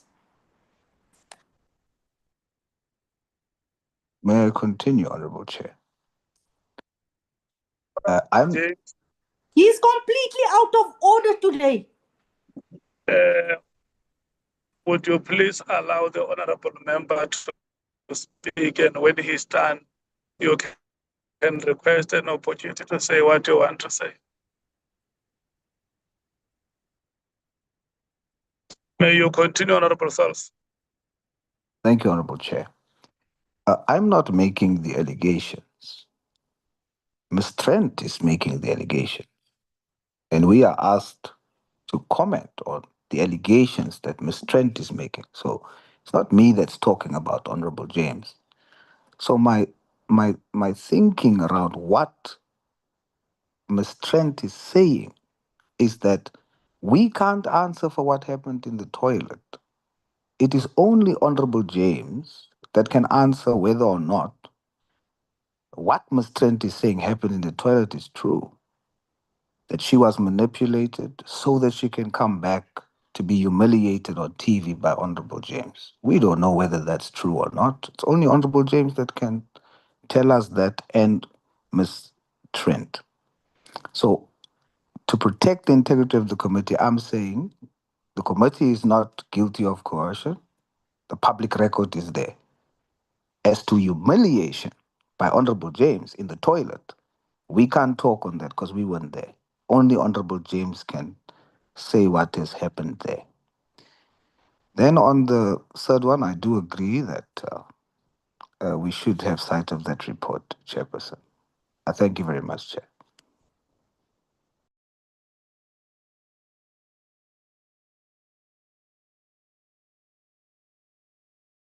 Honorable Vestal.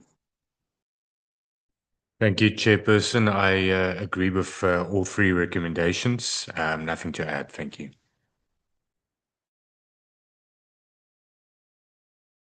Honorable James. Thank you, Chair. Let me not breathe down anyone's neck.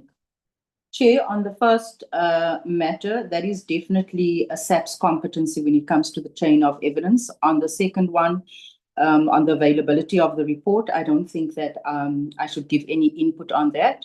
The third matter, I want to say that Ms. Trent was given several opportunities to opt out, and she insisted that she was fine. Also, we must note that Ms. Trent changed her statement last minute, I think the day before, because I think she was actually being put under pressure by Mr. Paul O'Sullivan. She kept receiving calls by Mr. Paul O'Sullivan, and we do know and we recognize that she was under duress and she was traumatized. But at the end of the day, she was given the option, to excuse herself. We also cannot be striking anything off the record.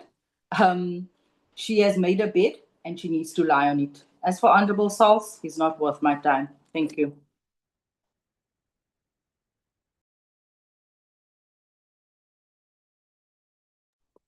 Chairperson. Chair, raise my hand. I'm not sure whether you will hear me now. Honorable James, are you done? Absolutely. Thank you so much, Chair. We still have Bafana again. Thank you so much. Honorable Sauls, is there something you want to say? Yes, Honorable Chair. It is not my time. I think it's important for the public to know, because it's on an affidavit that's put and tabled before the committee.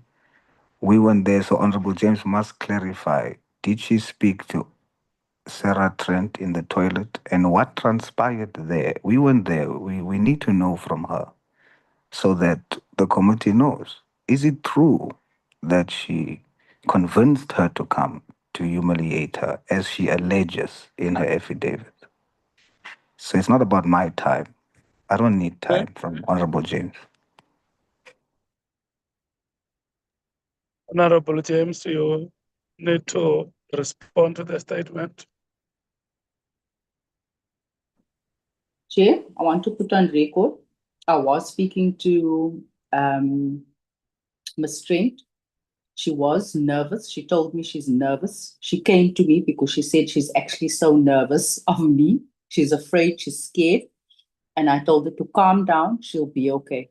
That was what the conversation was all about. And that's it. Thank you, Chair. Honorable Skosan. I'm not sure whether you will hear me now, Chair. Am I audible? Yes, Honorable Member, we can hear you. A quick one, Chair. The first one, I think the issue of the lawyers, like Honorable Sangweni said, I think if I remember well, is that if we have to entertain that, Chair, I can tell you we won't move. We won't be able to finish this work which we started. Ms. Sarah Trent, I've asked, you can go as well to the Hansard.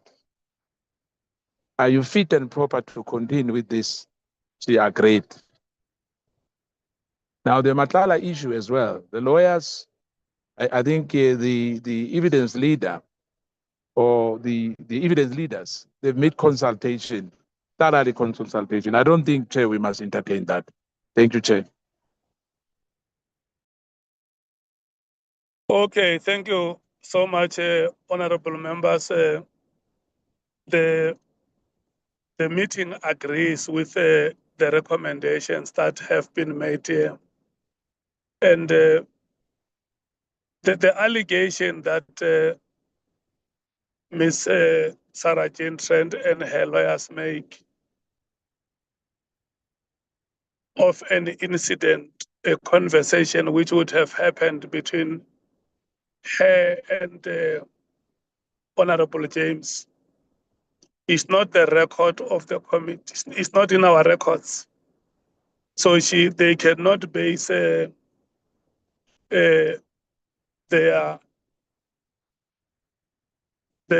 request on an incident which is not in our records. I mean, we're unable to account for something like that. When she was on record, I remember very well during those proceedings, the statement about her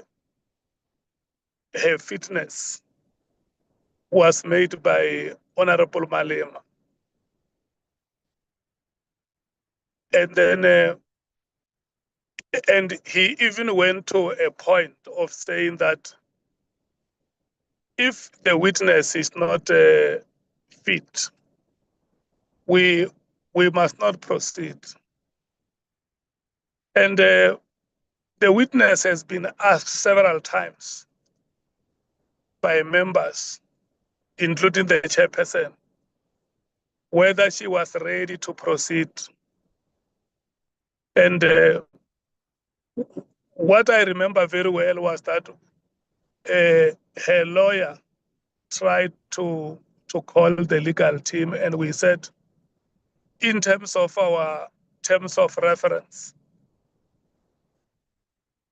a person who appears before us is a witness. If the witness wants to come with his or her lawyer, the committee agrees, but the person who appears before us is the witness. And there are witnesses that have done so, especially those coming from the SAPS. They have been coming with legal representatives. But we never had at any occasion had a lawyer speaking or a legal representative speaking in our meeting. So Ms. Trent appeared before us, and she cannot even claim to have been prejudiced. The question was put to her not once, several times, and on her own insistence, the proceedings went ahead. And I think the matter of the conversation doesn't belong to us. It was a private conversation. We cannot come and sit in a committee meeting and discuss about what people were talking about at a Bafana Bafana game. As the chair, I have never heard any one of you telling me what you were discussing during lunch or during break. So it does not belong to our records. So we're going to conclude the item on that note, that the meeting agrees with all the recommendations that have been made, and proper arrangements will be made with the minister, the acting minister of police, and members will accordingly be informed. And Honorable Breitenbach emphasizes it here to say, let's have that happening before we go to consider the reports that are going to be presented before us. That has been noted and carried, Honorable Breitenbach, and thanks very much, honorable members, for your deliberations. We can now move to the next item. Bodani?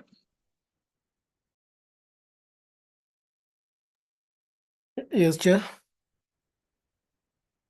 What is the next item? The agenda was talking about a workshop, but I think we covered that during the presentation of the proposed program. So maybe we should be moving to the minutes.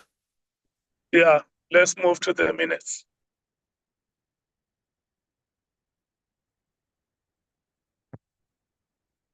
Sure. We distributed 5 sets, and the first one is the 2nd of March. Page 1, page 2, page 3, page 4, page 5, page 6. That's the last page.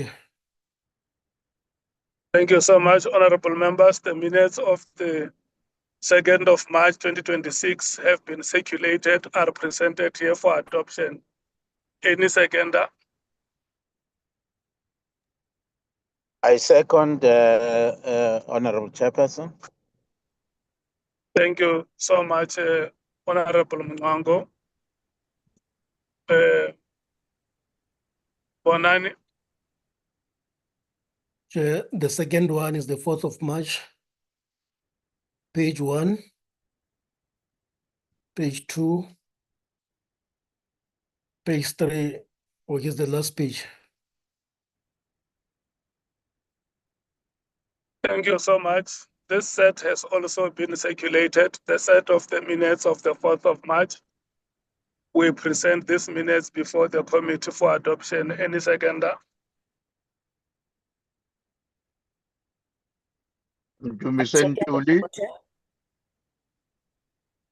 Thank you so much, Chief Whip Bonani.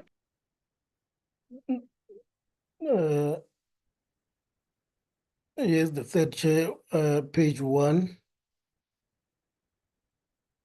page 2, page 3, page 4. Page 4 is the last chair, but I think the date there is incorrect. I'll just quickly check the date, Chair. Yeah, may you please confirm the date? Chair, that is when we had Advocate Mashur.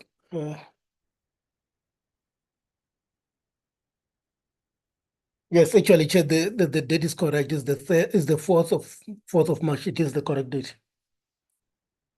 Remember, we adopted the 2nd and the 4th of March already.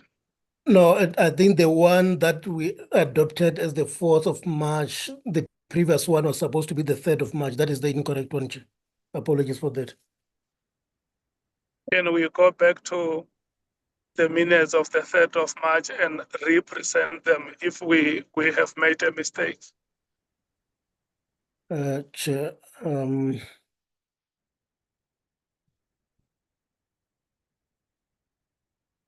Chair, this is the one of the 3rd of March.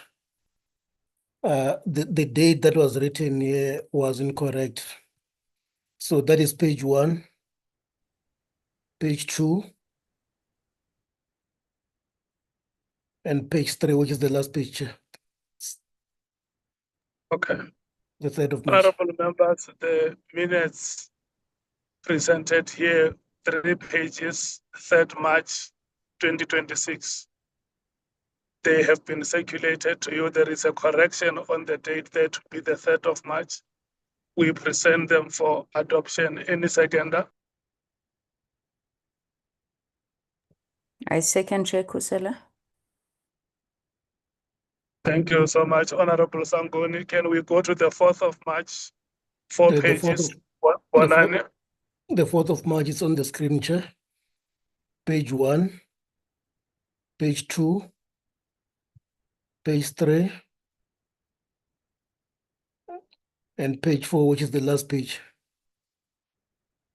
The minutes have been circulated, are presented for adoption. Any seconder? Seconded, Chair.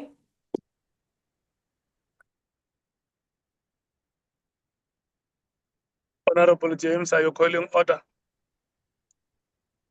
No, Chair, you asked for seconder. Thank you so much. Okay. Bonani. Chair, the 4th one is the 5th of March, page 1, page 2, page 3, 4, 5, and 6, which is the last page, Chair. Can we be sure about the date? The date is correct, Chair. And which date is that one? 5 March. Okay. Honorable members, the minutes of the 5th of March have been circulated and are presented before the committee meeting for adoption. Any seconder? I second, Chair. Thank you so much. Can we move to the last set, Bonani? Chair, the last one is on the 9th of March, page 1, 2, 3, 4, page 5, and 6, which is the last page. Thank you so much, Bonani. Honorable members, the minutes of the 9th of March have been circulated with you. are being presented here formally for adoption. Any seconder? I second, Honorable Chair. Thank you so much, Pangazita. Bonani, are there any announcements? Chair, there are no announcements at this stage. Okay. Andile, do you have announcements?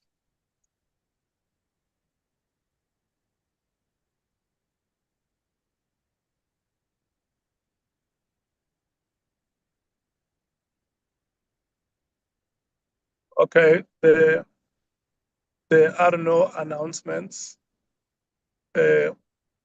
Honorable Breitenbach and Honorable James have already announced the Bafana game. We wish those who will be attending the game well. Thank you. And unfortunately, the meeting has come to an end. Thank you so much, I'm honorable so members, glad. Thank for the you, Chair. deliberation.